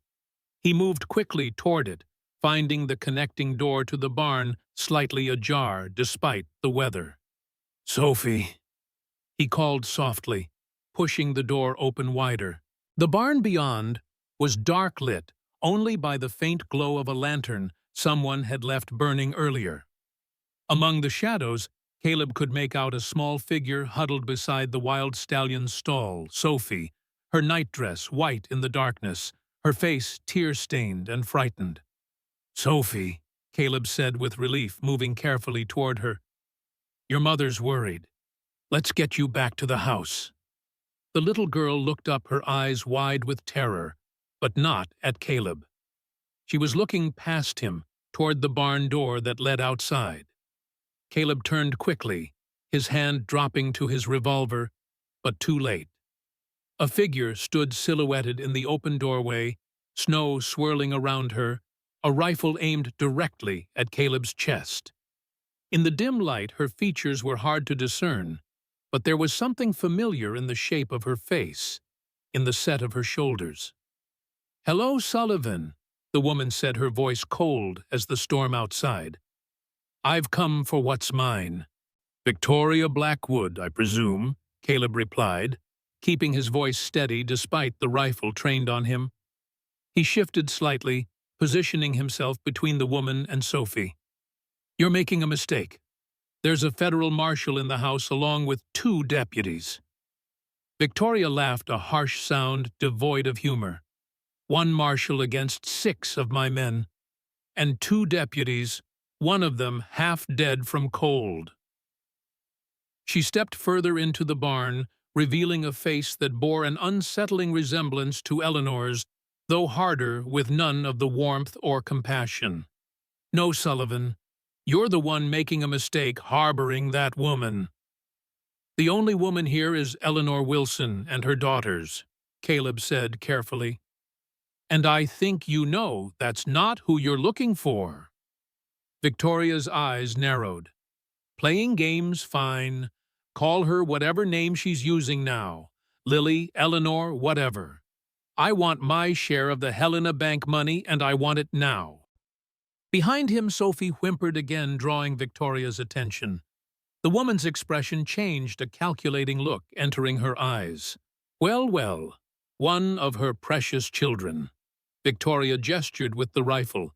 "Bring the brat here.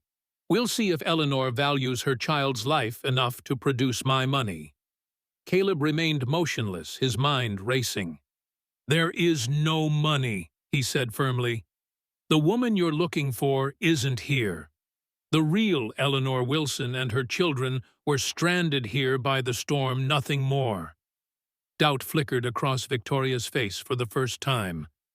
"You expect me to believe that, after we tracked her from Denver, after she used my name in that bank job and took off with all the money—" The pieces suddenly fell into place in Caleb's mind. 2 women similar in appearance, one of them a criminal who had used the other's identity as cover. A perfect scapegoat, especially if that scapegoat then conveniently disappeared. "You were partners," Caleb guessed, watching Victoria's reaction carefully. "You and this woman who looks like Eleanor Wilson. You robbed the bank together, but she double-crossed you, took all the money. And now you want revenge." Victoria's grip on the rifle tightened. "Smart man. Too smart for your own good." She glanced at Sophie again, her expression hardening. "Enough talk. Bring the child or I shoot you where you stand." Caleb knew he had only seconds to act. In one fluid motion, he drew his revolver and fired the shot, going wide, but forcing Victoria to dive for cover behind a stack of hay bales. Sophie screamed at the gunshot, and Caleb used the distraction to scoop her up with his free arm, retreating deeper into the barn. "Run back to the house through the connecting door," he instructed, setting the terrified child down behind the shelter of a grain bin. "Go straight to your mother." "Can you do that, Sophie?" The little girl nodded, her eyes huge with fear, but her chin set in determination that reminded Caleb powerfully of Eleanor. "Go now," he urged, and Sophie darted away, her small form quickly disappearing through the door to the house. Victoria had recovered from her surprise, and was firing at him from behind the hay bales, forcing Caleb to seek better cover. The wild stallion was kicking at its stall door, agitated by the gunfire and commotion, adding to the chaos in the confined space. As Caleb returned fire, he was acutely aware of his disadvantage. Victoria likely had reinforcements nearby, while he was alone with limited ammunition.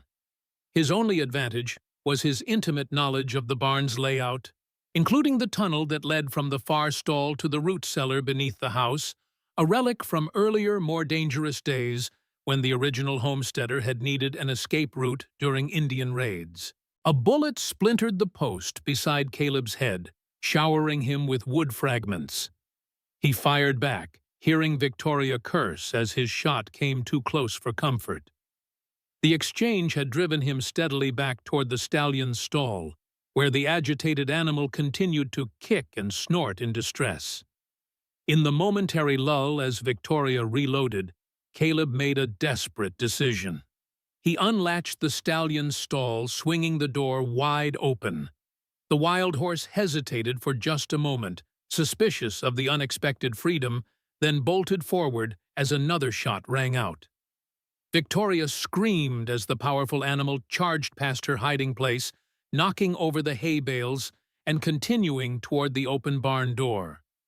Caleb used the distraction to make his move, circling around behind Victoria as she struggled to extricate herself from the fallen hay. He aimed his revolver at her back, his finger steady on the trigger. "Drop the rifle," he commanded. "It's over." Victoria froze, then slowly turned her head to look at him, hatred burning in her eyes. "You have no idea what you've done," she spat. "They'll kill all of you now. My men won't stop until everyone in that house is dead."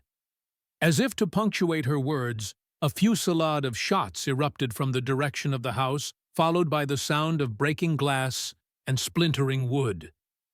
The attack was intensifying, and Caleb knew time was running out for those inside. "The rifle!" He repeated, his voice hard with urgency. "Now!" Victoria hesitated, her calculating gaze measuring the distance between them, weighing her chances. Then, with deliberate slowness, she lowered the weapon to the ground. "You're making a mistake, Sullivan," she said, her voice suddenly calm. "I'm not your enemy. That woman in your house, she's the one who betrayed us all. Ask her about the real Eleanor Wilson. Why don't you ask her what happened in Denver?" Before Caleb could respond, a new voice spoke from the doorway connecting to the house. "I believe I can answer that question, Mr. Sullivan." Eleanor stood framed in the doorway, a shotgun held competently in her hands, her gray eyes fixed on Victoria with a mixture of recognition and disgust. "Hello, Victoria," she said coldly. "It's been a long time." The barn fell silent, save for the howling of the wind and the distant sound of gunfire from the house. Eleanor and Victoria faced each other across the space, two women connected by circumstance and separated by a moral chasm deeper than any physical distance. "You know her?" Caleb asked Eleanor, keeping his revolver trained on Victoria. Eleanor nodded, her expression grim. "We met in Denver at the stage depot. She was using the name Lily Harrington then." Her gray eyes remained fixed on Victoria, who returned her gaze with undisguised hatred. "She befriended me, asked many questions about my children, my destination. I thought she was simply being kind to a fellow traveler." Victoria's laugh was harsh. "Kind. I was setting you up as the perfect scapegoat, you fool. A widow with 5 children traveling west with no connections or protectors. Who would question when Eleanor Wilson suddenly appeared in Helena to rob a bank? Except the real Eleanor Wilson never arrived in Helena." Caleb surmised, the pieces falling into place. "She came here instead, following Rebecca Mitchell's suggestion." Victoria's expression darkened. "A complication I didn't anticipate. When you disappeared from the Denver-Helena stage route, I had to improvise. Used your name anyway, figuring a widow with children would be memorable to witnesses, regardless of the details. And then, what was your plan? Eleanor demanded, her voice tight with anger. Return to Kansas City and murder me and my children to eliminate any chance of contradiction. Nothing so dramatic, Victoria replied with chilling casualness. Simply ensure you never reached Helena, where your presence would raise awkward questions. Her eyes narrowed. But then you vanished. My men tracked you as far as the stage depot where you were supposed to change coaches for Helena, only to find you'd taken a different route entirely. It took us days to pick up your trail again. Caleb studied Victoria carefully, noting the similarities and differences between her and Eleanor. They were of similar height and build, with the same auburn hair, though Victoria's was a shade darker. At a distance, or to a witness under stress, they might indeed be mistaken for one another. But where Eleanor's face showed compassion and quiet strength, Victoria's features were hardened by cruelty and calculation. Your partners don't know, do they? Caleb asked. That you plan to betray them too. Take all the money for yourself. Victoria's gaze flickered to him, then back to Eleanor. Clever guess, Sullivan. Too clever for your own good. Well, it wasn't a guess, Caleb replied. You're here with only some of your gang. The others are still searching elsewhere, aren't they? You told them Eleanor Wilson had the money sent them on a false trail, while you came here alone to finish what you started. A crash from the direction of the house interrupted the confrontation, the sound of a door being broken down followed by increased gunfire. Eleanor flinched, but held her position, the shotgun never wavering from Victoria. Your children are in danger, Victoria observed with cold satisfaction. My men aren't known for their restraint. Every minute you waste here is a minute you're using to plan your escape, Caleb finished for her. We need to end this now. He glanced at Eleanor. Go back to the house. I'll handle her. Eleanor shook her head. You don't know her, Mr. Sullivan.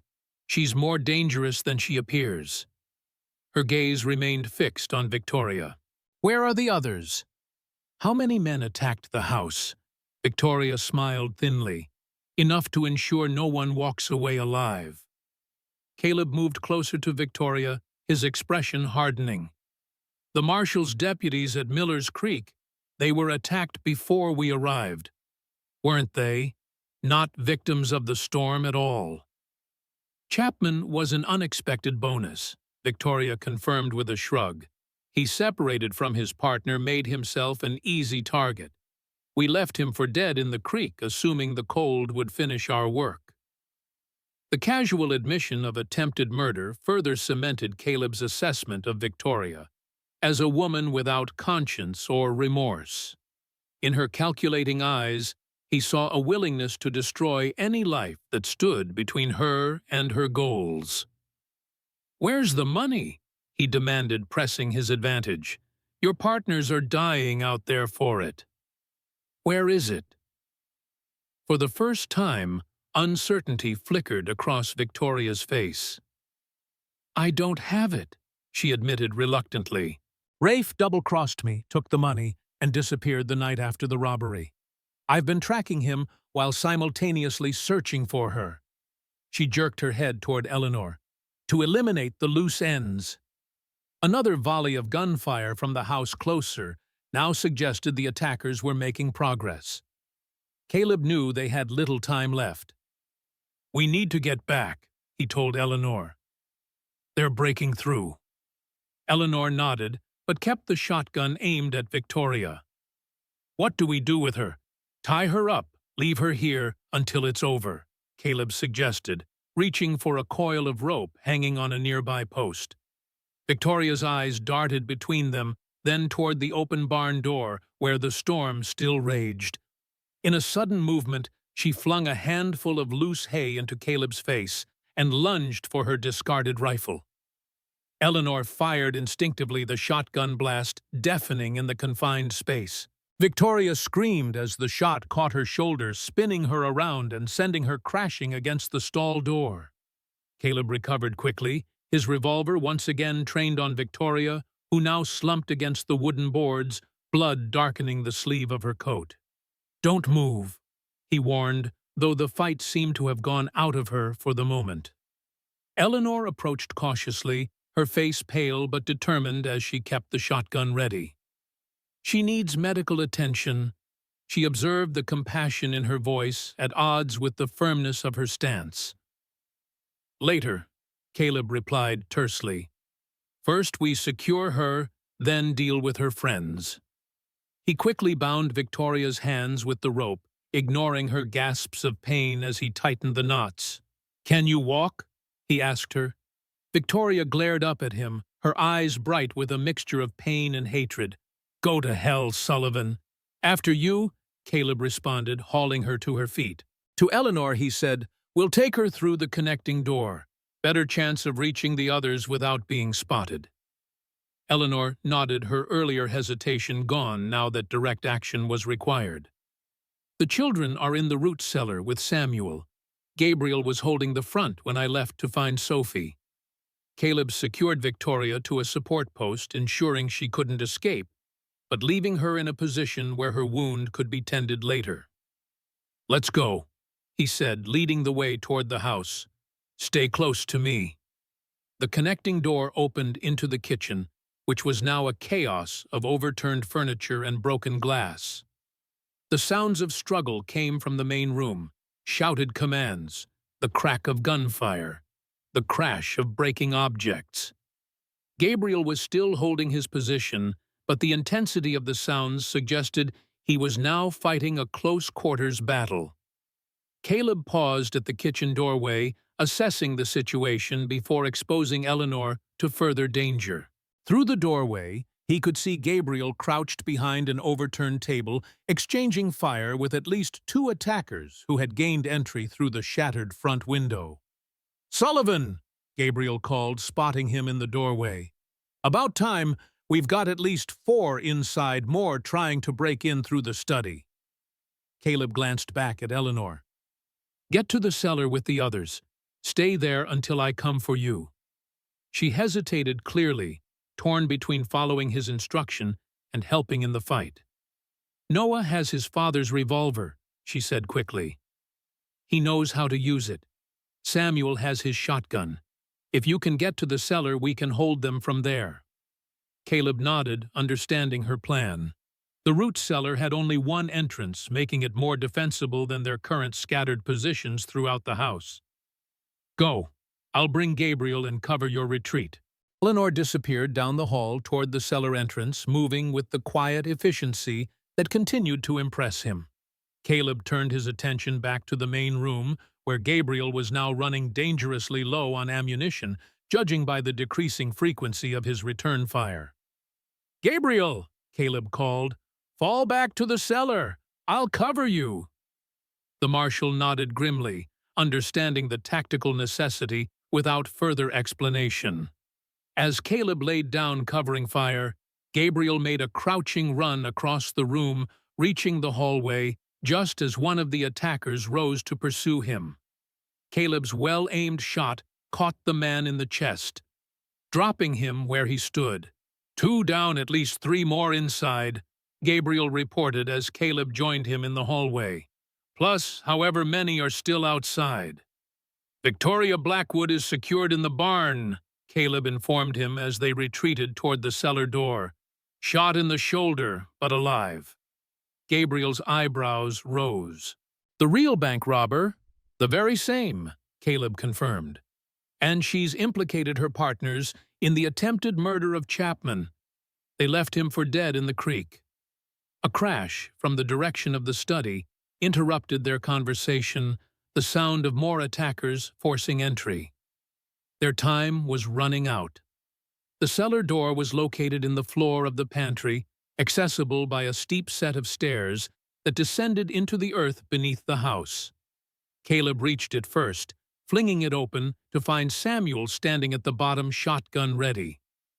"It's us, Samuel," he called down, "coming in hot." Samuel lowered his weapon, relief evident on his weathered face. "Hurry, we heard them breaking in." Caleb motioned for Gabriel to descend first, then followed, pulling the heavy door closed behind them and sliding the iron bolt into place. It wouldn't hold forever against determined attackers, but it would buy them time. The root cellar was larger than might be expected, extending well beyond the footprint of the house above. Dug into the hillside years ago by the original homesteader, it served as both food storage and emergency shelter. Oil lamps provided dim illumination, revealing Eleanor and her children huddled in the far corner, with Noah standing protectively in front of his siblings, his father's revolver held in steady hands. "Thank God," Eleanor breathed as she saw Caleb and Gabriel safely arrived. Her eyes searched Caleb's face, asking the unspoken question about Victoria. "Secure in the barn," Caleb assured her quietly, "though her friends are making themselves at home upstairs." As if to confirm his words, heavy footsteps sounded on the floorboards above, accompanied by shouted commands, as the attackers searched the house. It would be only a matter of time before they discovered the cellar entrance. "There's another way out," Samuel said, gesturing toward a dark opening in the far wall. "The tunnel to the barn. Built it years ago as an escape route." He looked at Eleanor and the children with concern. "It's rough going, though. Narrow and low. Not sure the little ones will manage easily." Caleb considered their options. The cellar was defensible, but ultimately a trap if the attackers discovered them. The tunnel offered escape, but would place them back in the barn where Victoria was secured, potentially into the arms of any of her partners who might be searching there. "How many rounds do we have left?" he asked, taking inventory of their dwindling ammunition. "Ned." "6 in the revolver," Gabriel reported, "plus whatever Noah has." "5?" Noah confirmed, his young voice steady, despite the fear evident in his eyes. Samuel held up his shotgun. "4 shells left." "And I have 3 in this," Eleanor added, indicating the shotgun she still carried. Caleb nodded, calculating rapidly. Not enough for an extended defense, but perhaps enough for a strategic retreat. "We'll use the tunnel," he decided. "The storm's still raging. If we can reach the barn, we might be able to escape into the blizzard. They won't be able to track us in this weather." Gabriel frowned. "That's risky, Sullivan. The children could freeze to death out there." "We'll freeze either way if we stay," Eleanor interjected, her expression resolute. "The house will get cold quickly with the windows broken. At least outside we have a chance of reaching town." Caleb met her gaze, recognizing the courage it took for a mother to choose such a dangerous path for her children. "We'll take the horses," he added. "They'll provide warmth and speed." A heavy thud from above suggested the attackers were now systematically searching the house, moving furniture and checking for hiding places. Time was running out. "Samuel, you know the tunnel best. Lead the way," Caleb instructed. "Gabriel next, then Mrs. Wilson and the children. Noah and I will bring up the rear."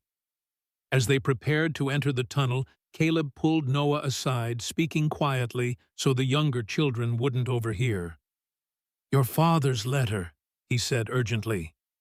"Did it mention anything about enemies he might have made? Anyone who might want to harm your family?" Noah shook his head, his young face troubled. "No specific names, just that there were dangerous men who might come looking for us after his death." The boy hesitated, then added, "There was something else, though. Something that didn't make sense at the time." He glanced toward his mother, ensuring she was occupied with the younger children before continuing. "Father wrote that if we were ever in real trouble, I should ask you about the Helena connection. That you would understand." The phrase struck Caleb like a physical blow. The Helena Connection, a notorious network of corrupt officials and businessmen that had operated in the Montana Territory years ago. Robert Wilson had been involved in a confidential investigation of the network during his later military career, an investigation that had resulted in several high-profile arrests but had never fully dismantled the organization. "Your father was a brave man," Caleb told Noah, the pieces finally falling into place. "Braver than I ever knew." Before Noah could ask what he meant, a splintering sound from above indicated the attackers had found the cellar door and were attempting to break through. Samuel was already ushering Gabriel and Eleanor toward the tunnel entrance, the younger children wide-eyed with fear, but obediently following their mother's lead. "Go!" Caleb urged Noah, giving the boy a gentle push toward the others. "Stay with your family. I'll be right behind you." As Noah reluctantly joined the evacuation, Caleb quickly reloaded his revolver with his few remaining rounds. The cellar door was beginning to give way under the attackers' efforts, the old wood creaking in protest. Samuel had disappeared into the tunnel, followed by Gabriel, who was now helping Eleanor guide the twins through the narrow opening. Emma went next, carrying a lamp to light their way, with Sophie following close behind, her small face pale but determined. Noah hesitated at the entrance, looking back at Caleb with concern. "Go," Caleb repeated firmly. "Your mother and siblings need you." The boy nodded reluctantly and entered the tunnel just as the cellar door finally gave way with a resounding crack. Caleb fired 2 quick shots through the opening, forcing the attackers to temporarily retreat, then dove into the tunnel himself, pulling the concealing boards into place behind him. The passage was exactly as Samuel had described, narrow, low-ceilinged, and roughly hewn from the earth. Caleb had to crouch to avoid hitting his head on the wooden supports that prevented the tunnel from collapsing. Ahead, he could see the bobbing light of Emma's lamp as the Wilson family made their way toward the barn, with Gabriel and Samuel leading the way. The tunnel seemed endless in the dim light, the air growing thick with dust disturbed by their passage. Sophie coughed, the sound echoing alarmingly in the confined space, and Caleb winced, hoping the noise wouldn't carry to any attackers who might have entered the barn. After what seemed an eternity, the tunnel began to slope upward, and Caleb could see a faint light ahead, the exit into the barn.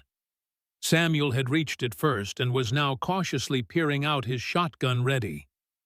"Clear," the old man whispered back down the line. "But Victoria's gone." Caleb cursed under his breath. Somehow she had managed to free herself despite her wounded shoulder, a development that complicated their already desperate situation. She would know about the tunnel and might have alerted her remaining partners. One by one, the party emerged into the barn, which appeared undisturbed, save for the bloodstain where Victoria had been secured. The wild stallion had not returned, but the other horses remained in their stalls, nervous but unharmed. Outside, the storm continued unabated, the wind driving snow against the barn walls with renewed fury.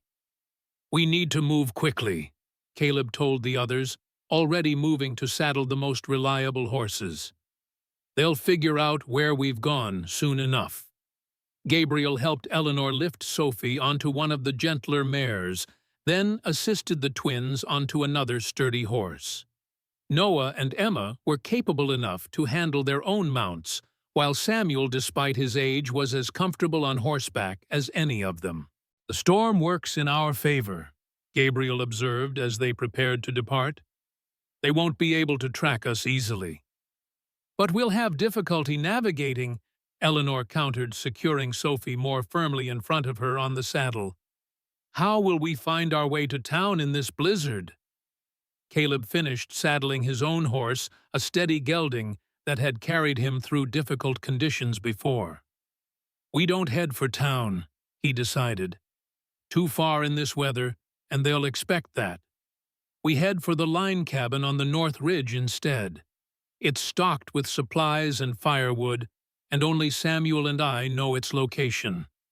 Samuel nodded approval of the plan. "Smart thinking, boss. 6 miles due north, but sheltered from the worst of the storm once we reach the ridge." As they prepared to leave through the rear barn door, which opened away from the house and would provide some cover for their escape, a thought struck Caleb.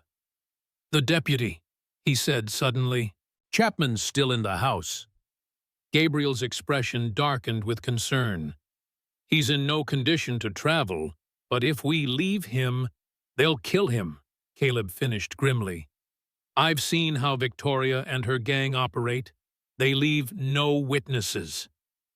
A heavy silence fell over the group as they confronted the impossible choice before them. To attempt a rescue would risk all their lives, but to abandon the wounded deputy seemed equally unconscionable. "I'll go," Gabriel said finally, his decision clearly painful but firm. "Get the others to safety, Sullivan. I'll retrieve Chapman and follow your trail as best I can." "No," Caleb countered. "You know these people, their methods. You're needed to testify against them if we survive this. I'll go." "Neither of you should go alone." Eleanor interjected, her voice quiet but resolute. "The odds are better with 2.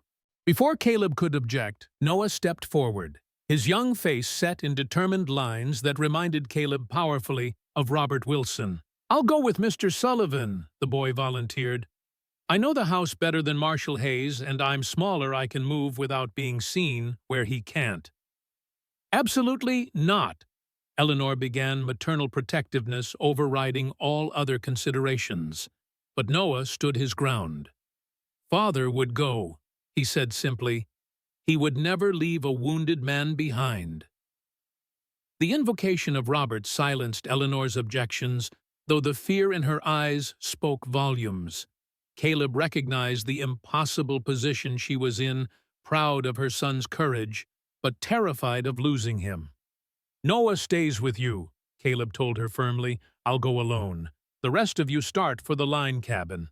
If I'm not there by dawn with Chapman, continue to town when the storm breaks."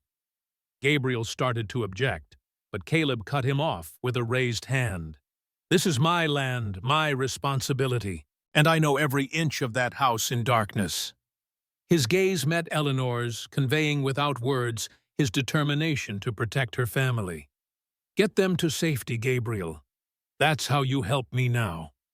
The marshal hesitated, then nodded reluctantly. 2 hours, Sullivan. If you're not at the cabin by then, we'll assume the worst." "Fair enough." Caleb checked his revolver one last time, ensuring it was fully loaded with his remaining ammunition. Eleanor approached him, her gray eyes filled with emotions too complex to name. "This is not your battle, Mr. Sullivan," she said softly. "You've already done more than we had any right to expect." Caleb thought of Robert's letter, of the debt he still owed to the man who had saved his career, and possibly his life, at Whispering Creek.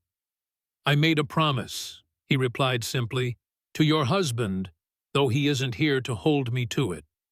I intend to keep that promise." Understanding dawned in Eleanor's face, followed by a gratitude that needed no verbal expression. Impulsively, she reached up and touched his cheek, a brief, gentle contact that conveyed more than words could have.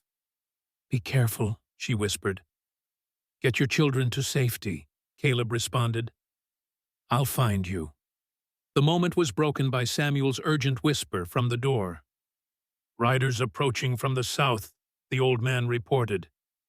"Can't see how many in this storm, but they're coming fast." Caleb nodded. "Go. Now I'll create a diversion to cover your escape." Gabriel began ushering the Wilson children toward the north door where the horses were waiting. Eleanor lingered a moment longer, her eyes holding Caleb's in a look that contained a lifetime of unspoken emotions, then turned to follow her family. Alone in the barn, Caleb moved quickly to implement his plan. The hay stored in the loft was dry as tinder after months under roof, and would burn with spectacular speed once ignited. It wasn't a decision made lightly. The barn represented years of work and significant investment, but weighed against the lives at stake, there was no real choice to make. Using a lantern, Caleb set fire to the hay in several locations, ensuring the blaze would spread rapidly. As the flames caught and began to grow, he made his way to the tunnel entrance, slipping back into the narrow passage, just as the first shouts of alarm reached his ears from outside. The fire would serve multiple purposes, drawing Victoria's remaining men away from both the escaping family and the house where Chapman lay, while simultaneously destroying any tracks that might reveal the direction of their flight. It was a desperate gambit, but these were desperate times. The return journey through the tunnel seemed quicker, perhaps because Caleb was moving alone, or perhaps because urgency lent speed to his steps. He emerged into the root cellar to find it deserted, the broken door hanging from one hinge where the attackers had forced entry. Cautiously, he made his way up the stairs and into the house proper. The scene that greeted him was one of utter devastation. Furniture lay broken and scattered windows gaped open to the storm, allowing snow to drift across the wooden floors. Blood spatters on the walls testified to the violence that had occurred during the attack. The house was silent now, save for the howling of the wind. Through the broken windows, Victoria's men had apparently abandoned it to deal with the barn fire. Caleb moved silently through the wreckage toward the study where Chapman had been left. The door hung partially open, and as Caleb approached, he could hear labored breathing from within. The deputy was still alive. Pushing the door wider, Caleb entered to find Chapman propped against the wall beside the bed, a revolver clutched in his shaking hand. The young man's face was pale with fever and loss of blood from a fresh wound in his side. Apparently, he had put up a fight when Victoria's men discovered him. "Sullivan," Chapman croaked, lowering his weapon with visible relief. "Thought you were all dead." "Not yet," Caleb replied, kneeling beside him to assess his injuries. The hypothermia had weakened him significantly, and the new gunshot wound, while not immediately life-threatening, had cost him blood he couldn't afford to lose. "Can you walk with help?" Chapman nodded grimly. "If the alternative is staying here to die, I'll crawl if I have to." "Good man." Caleb helped him to his feet, supporting most of his weight, as the deputy swayed unsteadily. "We need to move fast. The barn's burning, but that distraction won't last long." Together, they made their slow way back toward the root cellar, Caleb constantly alert for any sign that Victoria's men had returned to the house. The yard outside was illuminated now by the growing inferno that had once been his barn, the light casting eerie dancing shadows through the broken windows. They had just reached the cellar entrance when a voice spoke from the doorway behind them. "Going somewhere, Sullivan?" Victoria Blackwood stood framed in the doorway, her wounded shoulder crude, bandaged, but blood still seeping through the cloth. In her uninjured hand, she held a revolver aimed steadily at Caleb's back. "The others got away, I see." She continued, her voice tight with pain and anger. "No matter. My men will find them easily enough once this inconvenient fire is controlled." Caleb turned slowly, keeping his body between Victoria and the wounded deputy. "It's over, Victoria. The marshal knows everything about the bank robbery, about your impersonation of Eleanor Wilson, about your attempted murder of his deputies. Even if you kill us now, you'll hang eventually." Victoria laughed, the sound brittle with desperation. "Perhaps. But I'll have the satisfaction of knowing you won't live to see it." Her eyes narrowed as she studied him. "You care for her, don't you, the widow Wilson? I saw it in your face at the barn." Caleb said nothing, but something in his expression must have confirmed Victoria's suspicion, for her smile widened with malicious satisfaction. How touching! The lonely rancher and the desperate widow, finding comfort in each other's arms amidst the storm. She gestured with her revolver. Step away from the cellar entrance, Sullivan. I want to see your face when I kill you. Caleb complied slowly, his mind racing. Chapman was in no condition to help, and Victoria, despite her injury, had the advantage of the drawn weapon. His own revolver was holstered impossible to reach without triggering an immediate response from Victoria. "Why Eleanor Wilson?" he asked, playing for time. "Of all the people you could have framed, why her?" Victoria shrugged her uninjured shoulder. "Convenience, mostly. A widow traveling with children creates a certain sympathy, makes people less suspicious. And she was heading west, away from any connections who might contradict the identification later. It was perfect until she disappeared from the stage route." "And now," Caleb pressed, "your plan has failed. The money's gone taken by your partner Rafe. The marshal knows the truth. What do you hope to accomplish by killing us?" "Satisfaction," Victoria replied coldly. "And time to disappear before the law catches up with me." She raised her revolver, aiming directly at Caleb's chest. "Goodbye, Sullivan. Give my regards to Lieutenant Wilson when you see him." The mention of Robert, clearly intended as a taunt, momentarily confused Caleb. How did Victoria know about his connection to Robert Wilson? "Unless you knew him," Caleb said suddenly, the pieces falling into place with terrible clarity. "You were part of the Helena connection, the corruption ring he was investigating before his death." Victoria's finger hesitated on the trigger, surprise flickering briefly in her eyes. "Clever man, too clever by half." Her expression hardened. "Wilson was a fool. Thought he could dismantle an organization that had operated successfully for decades. He paid the price for his interference." "You killed him," Caleb realized, a cold fury building within him. "The fever Eleanor described it wasn't natural at all." "Slow-acting poison," Victoria confirmed with chilling pride. "Untraceable mimics the symptoms of several natural illnesses. By the time he realized what was happening, it was too late." Chapman had been listening to this exchange with growing horror. "You're admitting to the murder of a federal witness," he said weakly. "That's a hanging offense in any territory." "Only if someone lives to report it," Victoria countered, her attention still focused on Caleb. "And no one will." In that moment of divided attention, Caleb made his move. Driving forward with all the speed he could muster, he slammed into Victoria before she could squeeze the trigger. The revolver discharged the bullet, going wild as they crashed to the floor together. They struggled for control of the weapon, Victoria fighting with the desperate strength of someone who knew her. Life depended on the outcome. Despite her injured shoulder, she was remarkably strong, and Caleb found himself hard-pressed to maintain his advantage.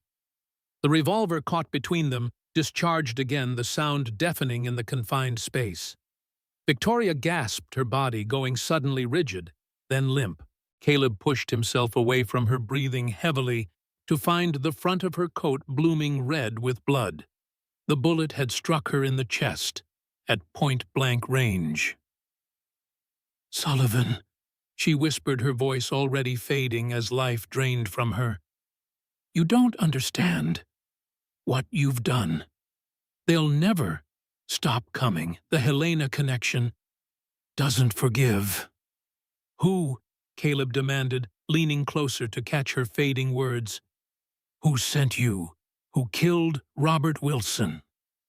But Victoria's eyes had already glazed over her final breath, escaping in a soft sigh that revealed nothing more. The secrets of the Helena connection died with her, leaving Caleb with more questions than answers.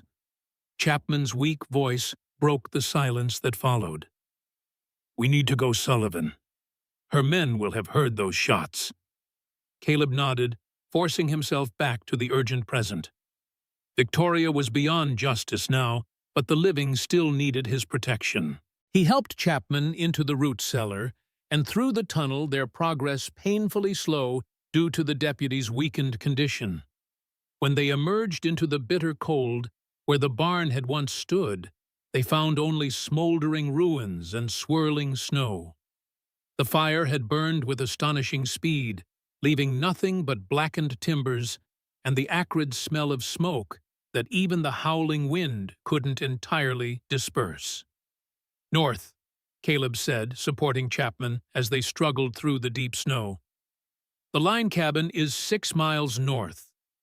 The journey that followed tested the limits of human endurance. The storm, if anything, had intensified, reducing visibility to mere feet and driving the cold deep into their bones, despite their heavy clothing. Chapman weakened steadily, requiring Caleb to practically carry him through snowdrifts that sometimes reached their waists. Time lost all meaning in the white emptiness that surrounded them. Caleb navigated by instinct and memory, having traversed this land countless times in all seasons. Still doubt crept in as the hours passed, with no sign of the ridge that marked the approach to the line cabin. Chapman had lapsed into semi-consciousness, his body temperature dropping dangerously despite Caleb's efforts to keep him moving. Caleb himself was nearing exhaustion, each step requiring conscious effort, as cold and fatigue took their toll. When the dark outline of the ridge finally appeared through the swirling snow, Caleb nearly wept with relief. The line cabin lay just beyond a small, sturdy structure, built as a shelter for cowboys working the far reaches of the ranch. If Gabriel had followed his instructions, Eleanor and the others would be waiting there, safe from both the storm and Victoria's remaining men. The final approach to the cabin nearly defeated them. The ridge provided some shelter from the direct force of the wind, but the snow had drifted deeper here, creating an almost insurmountable barrier for two men already at the limits of their strength. Caleb was operating on pure will, now his body numb with cold, his mind focused only on the next step, and then the next. Chapman had long since lost consciousness, a dead weight that Caleb refused to abandon, despite the increasing temptation to do so. When the cabin door finally swung open, spilling golden lamplight onto the snow. Before him, Caleb wasn't immediately certain whether the vision was real or a hallucination born of desperate hope. It was Noah's voice calling his name with a mixture of disbelief and joy that convinced him he had truly reached sanctuary. Hands reached out to support him, to take Chapman's weight from his shoulders. Gabriel's voice gave brisk commands. Samuel's weathered face appeared in his field of vision, and then Eleanor was there, her gray eyes filled with tears as she helped guide him into the warmth of the cabin. "You made it," she whispered, her voice breaking with emotion. "We'd almost given up hope." Caleb wanted to respond, to tell her about Victoria, about Robert's murder, and the Helena connection that had set these events in motion. But exhaustion claimed him, first darkness closing in as his body finally surrendered to the trials it had endured. His last conscious thought was of the promise he had made to Robert, to Eleanor, to himself. A promise now fulfilled, whatever the cost. Caleb awoke to the sound of quiet conversation and the crackle of a well-maintained fire. For a moment, he couldn't place his surroundings, the rough-hewn log walls unfamiliar after his unconscious mind had expected the more finished interior of his ranch house. Memory returned gradually, the attack, the desperate escape through the blizzard, the line cabin emerging from the swirling snow like a mirage made real. He attempted to sit up, only to find his body protesting every movement, with the deep ache of muscles pushed beyond their limits. "Careful there," Samuel's voice advised from nearby. "You've been out for nearly a day." Caleb turned his head to find the old ranch hand seated beside the fire, whittling a piece of wood with the same calm precision he applied to all tasks. The familiar sight was strangely comforting after the chaos of recent events. "Chapman," Caleb asked, his voice rough from disuse, Alive, thanks to you, Samuel replied, though it was a close thing. Mrs. Wilson's been tending him round the clock. He gestured toward the far corner of the cabin where a makeshift bed had been arranged. Caleb followed the gesture to see Eleanor seated beside the unconscious deputy, bathing his forehead with a cloth. Her profile in the firelight was serene, despite the exhaustion evident in the droop of her shoulders. As if sensing his gaze, she looked up, her face brightening at the sight of him awake. She murmured something to Emma, who sat nearby, then rose and approached his bedside. "Welcome back," she said softly, her gray eyes warm with relief. "You had us worried." "The children?" Caleb asked, still taking inventory of their situation. "All safe," Eleanor assured him. "The twins and Sophie are sleeping. Noah's outside with the marshal keeping watch." Caleb nodded, relieved that his gamble had paid off, that his sacrifice of the barn and nearly his life had secured the safety of Eleanor's family. "Victoria's dead," he reported quietly. "Shot during our struggle." Eleanor's expression revealed complex emotions, not satisfaction at the death of a woman who had threatened her family, but a sober acknowledgement of the justice in it. "The marshal told us you went back for Deputy Chapman. That was extraordinarily brave." Caleb looked away, uncomfortable with praise for what he considered simple duty. "Victoria confessed to your husband's murder," he said instead. "She was part of a criminal organization he was investigating, something called the Helena Connection. She poisoned him to prevent his testimony." Eleanor sank onto the edge of his bed, her face pale with shock. "Poisoned, but the doctors said fever." Her voice faltered as the implications registered. "All this time I thought it was natural causes, that at least his death was peaceful if premature." Caleb reached for her hand without thinking, offering what comfort he could. "Robert knew they were coming for him," he said gently. "That's why he prepared the letter for Noah, why he made sure you would find your way to me. He was trying to protect you even after he was gone." Tears filled Eleanor's eyes, though she seemed determined not to let them fall. "He never told me," she whispered, "about the investigation, about the danger. He carried it all alone." "To protect you," Caleb repeated. "He was that kind of man." Eleanor nodded, drawing a deep breath to compose herself. "And what kind of man are you, Caleb Sullivan?" she asked softly, using his given name for the first time. "The kind who risked his life for a family of strangers because of a promise made years ago." Caleb found himself unable to look away from her searching gaze. "Not strangers," he said finally. "Not anymore." A small smile touched her lips, warming her eyes, despite the sorrow that lingered there. "No," she agreed. "Not strangers at all." The door of the cabin opened then, admitting Gabriel and Noah in a swirl of cold air and snowflakes. The storm had abated somewhat, though, from what Caleb could see. Beyond them, winter had firmly established its dominion over the landscape. "Sullivan's awake," Samuel announced unnecessarily as the newcomers stomped snow from their boots. Noah's face lit up, and he hurried to Caleb's bedside, relief evident in every line of his young face. "Mr. Sullivan, we were starting to think you might sleep forever." Caleb managed a smile for the boy who had shown such remarkable courage throughout their ordeal. "Takes more than a blizzard to keep me down," he assured him, though his aching body suggested otherwise. Gabriel approached more slowly, his weathered face serious despite the obvious relief in his eyes at seeing Caleb conscious. "Good to see you back among the living," the marshal said. "You had us worried there for a while." "Chapman?" Caleb asked, nodding toward the deputy's still form. "Holding his own," Gabriel replied. "Thanks to you." That was a damn fool thing you did going back for him alone. Brave, but damn foolish. Worked out, didn't it? Caleb countered with a weak attempt at humor. Gabriel's expression softened slightly. That it did, and I won't forget it.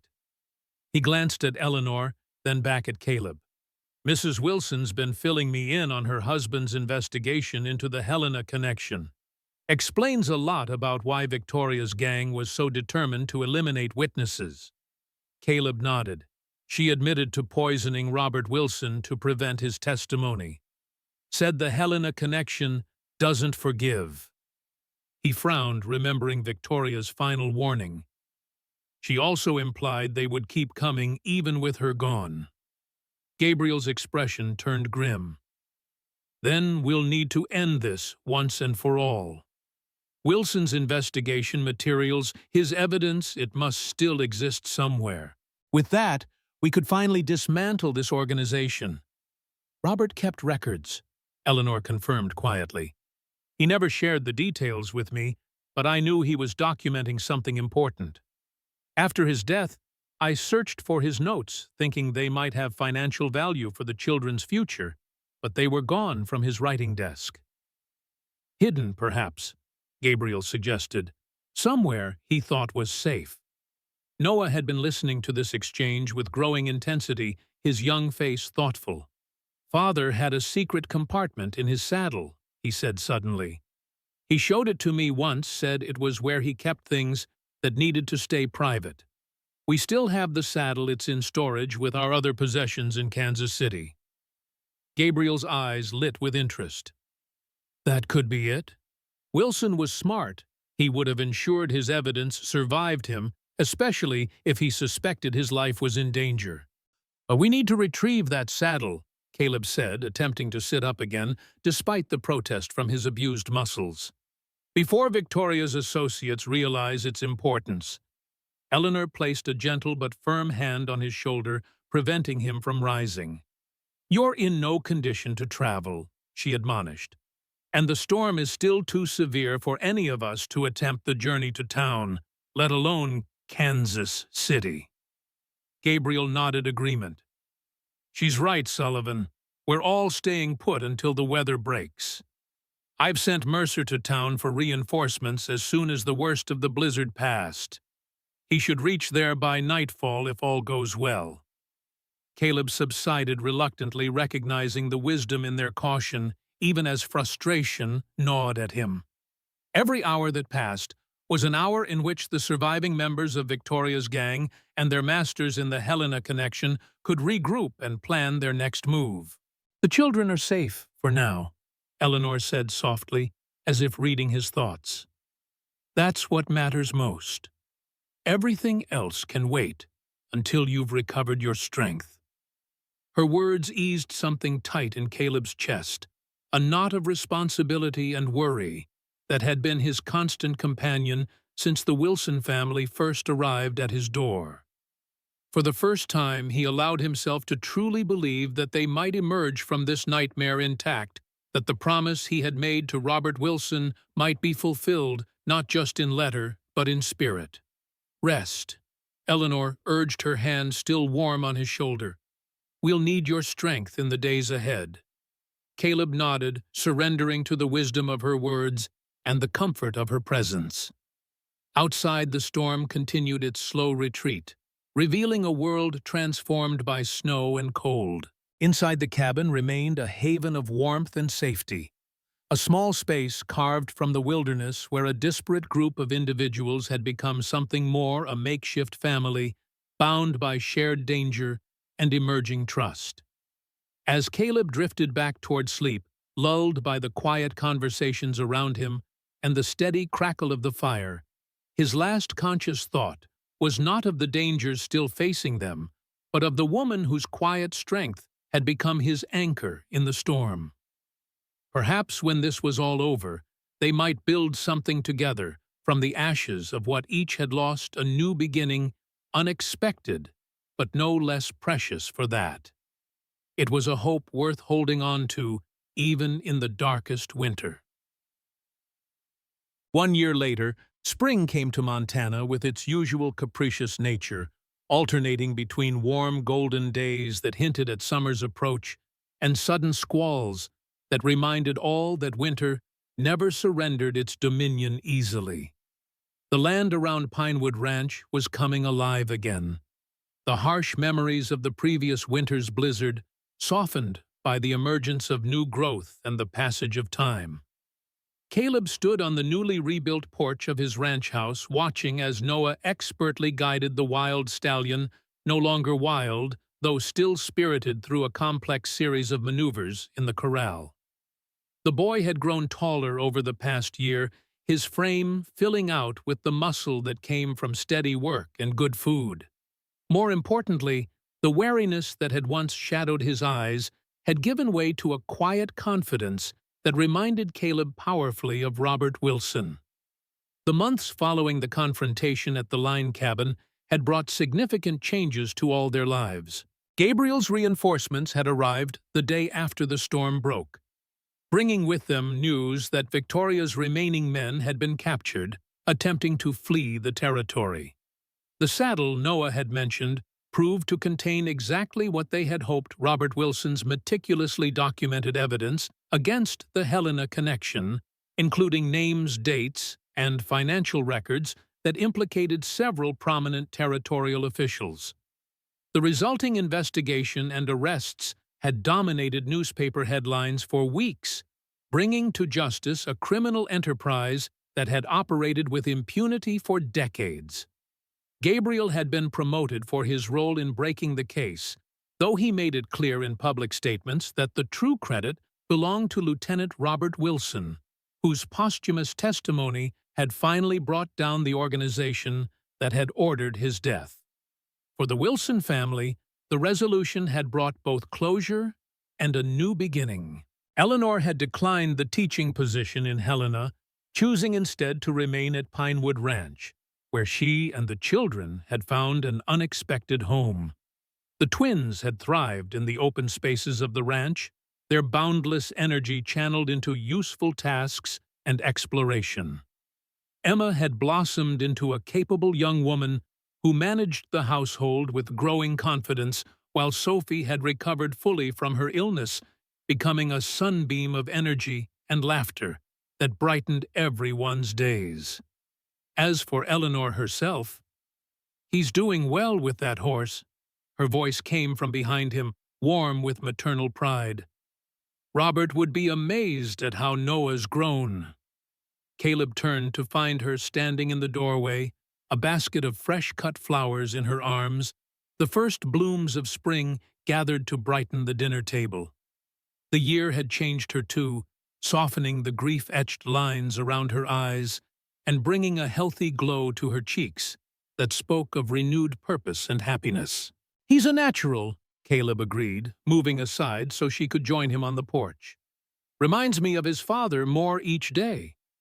Eleanor smiled, setting her basket down on the small table beside the door. "In the best ways, yes. But I see your influence in him too, the patience, the careful consideration before action." She met his gaze directly, her gray eyes warm with affection. "You've been good for him. For all of us." Caleb felt a now familiar warmth spread through his chest at her words. The gradual transformation of their relationship from reluctant host and unexpected guest to something deeper and more profound had been one of the unexpected blessings of the past year. "You've been good for me, too," he replied, taking her hand in his. "All of you. I didn't realize how empty this place was until you filled it with life." Eleanor's fingers intertwined with his, a simple gesture that still had the power to affect him deeply. "And to think it all began with a mail-order bride who changed her mind," she mused, her lips curving in a smile. "Sometimes I wonder what became of Rebecca Mitchell. Married her timber merchant in Oregon, according to Gabriel's last letter," Caleb reported. "Seems she found her happiness just as we found ours." Eleanor's expression softened at his words, her free hand coming up to rest against his cheek. "Are you happy, Caleb Sullivan, truly?"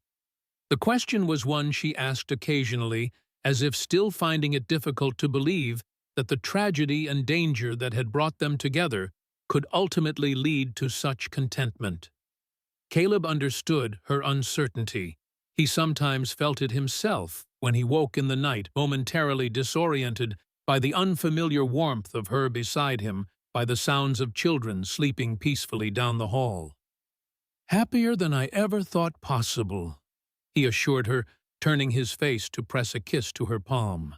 "Happier than I deserve, perhaps." "Nonsense," Eleanor chided gently. "If anyone deserves happiness after all you've been through, it's you." Their conversation was interrupted by the approach of Samuel, who emerged from the barn leading a saddled horse. The old ranch hand had weathered the events of the past year with remarkable resilience, seeming almost rejuvenated by the presence of the Wilson children who had adopted him as a surrogate grandfather. "Mail's here," Samuel announced, gesturing toward a distant dust cloud that marked the approach of the weekly stage. "And looks like we might have visitors, more than just the mail carrier on that stage." Caleb squinted against the spring sunlight, noting the unusual number of passengers visible on the approaching vehicle. "Strange. We weren't expecting anyone, were we?" Eleanor shook her head, a slight frown creasing her brow. Though the threat of the Helena connection had been eliminated, the memories of that terrible night when Victoria's gang had attacked the ranch lingered. Unexpected visitors still prompted an initial wariness that perhaps would never entirely fade.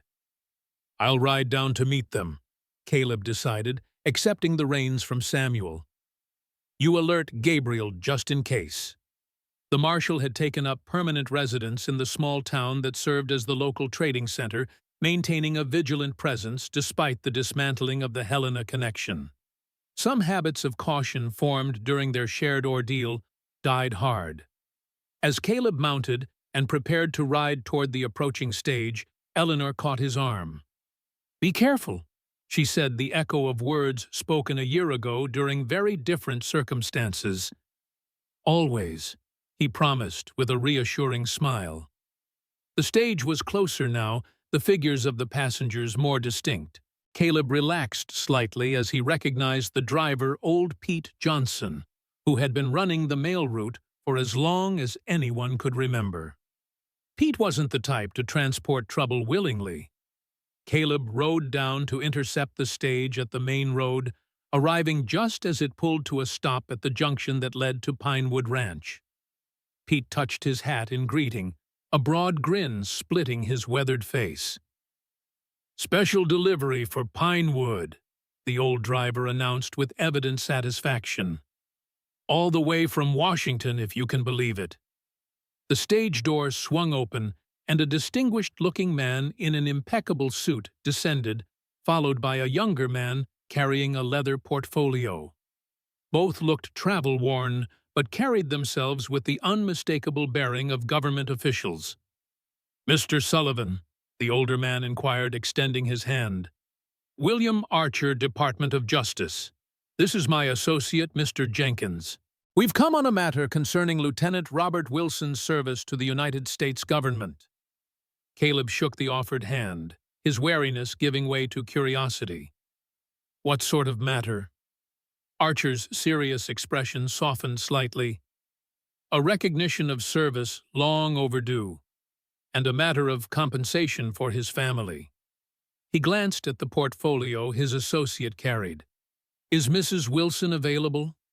We have some documents that require her attention." "She's at the house," Caleb confirmed, still somewhat bemused by this unexpected development. "You're welcome to ride up with me." As the officials retrieved their baggage from the stage and prepared to accompany him to the ranch house, Caleb felt a profound sense of rightness settle over him. Robert Wilson's final act of service, the evidence that had dismantled the Helena connection, was being acknowledged at the highest levels. His family would receive the recognition and support they deserved.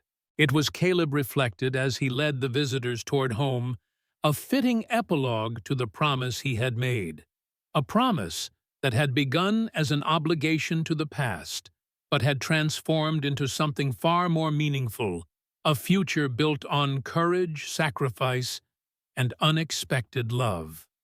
Eleanor awaited them on the porch, her initial concern giving way to quiet dignity as Caleb explained the purpose of their visitors. Noah had joined her, the wild stallion now peacefully grazing in the corral, and the other children gathered around as word spread of the important visitors from Washington. As Archer formally presented Eleanor with a letter of commendation for Robert's service, and explained the pension that would be provided for his family, Caleb stood slightly apart, watching the scene with a full heart. This was not his moment, but Robert's, a final acknowledgement of the man whose courage and foresight had saved not only his family but countless others from the corruption of the Helena connection. Yet when Eleanor looked up from the documents, her eyes immediately sought Caleb's, sharing this moment of vindication and closure with the man who had helped make it possible.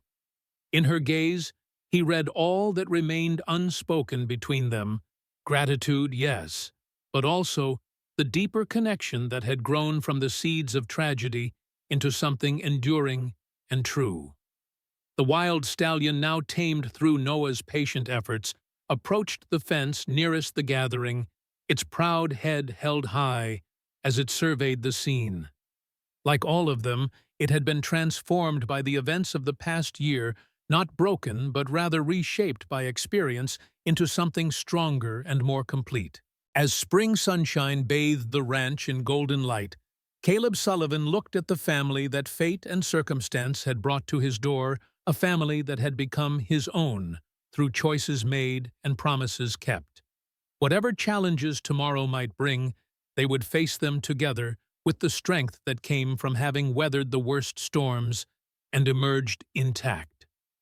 Some promises once made lasted a lifetime, and some, the most precious ones, extended even beyond connecting past to future, in an unbroken chain of honor, sacrifice, and love. For Caleb Sullivan, once a lonely rancher, waiting for a mail-order bride, who never arrived, that unintended chain of events had led to the greatest blessing of all, a home filled with love, and a promise fulfilled in ways he could never have imagined.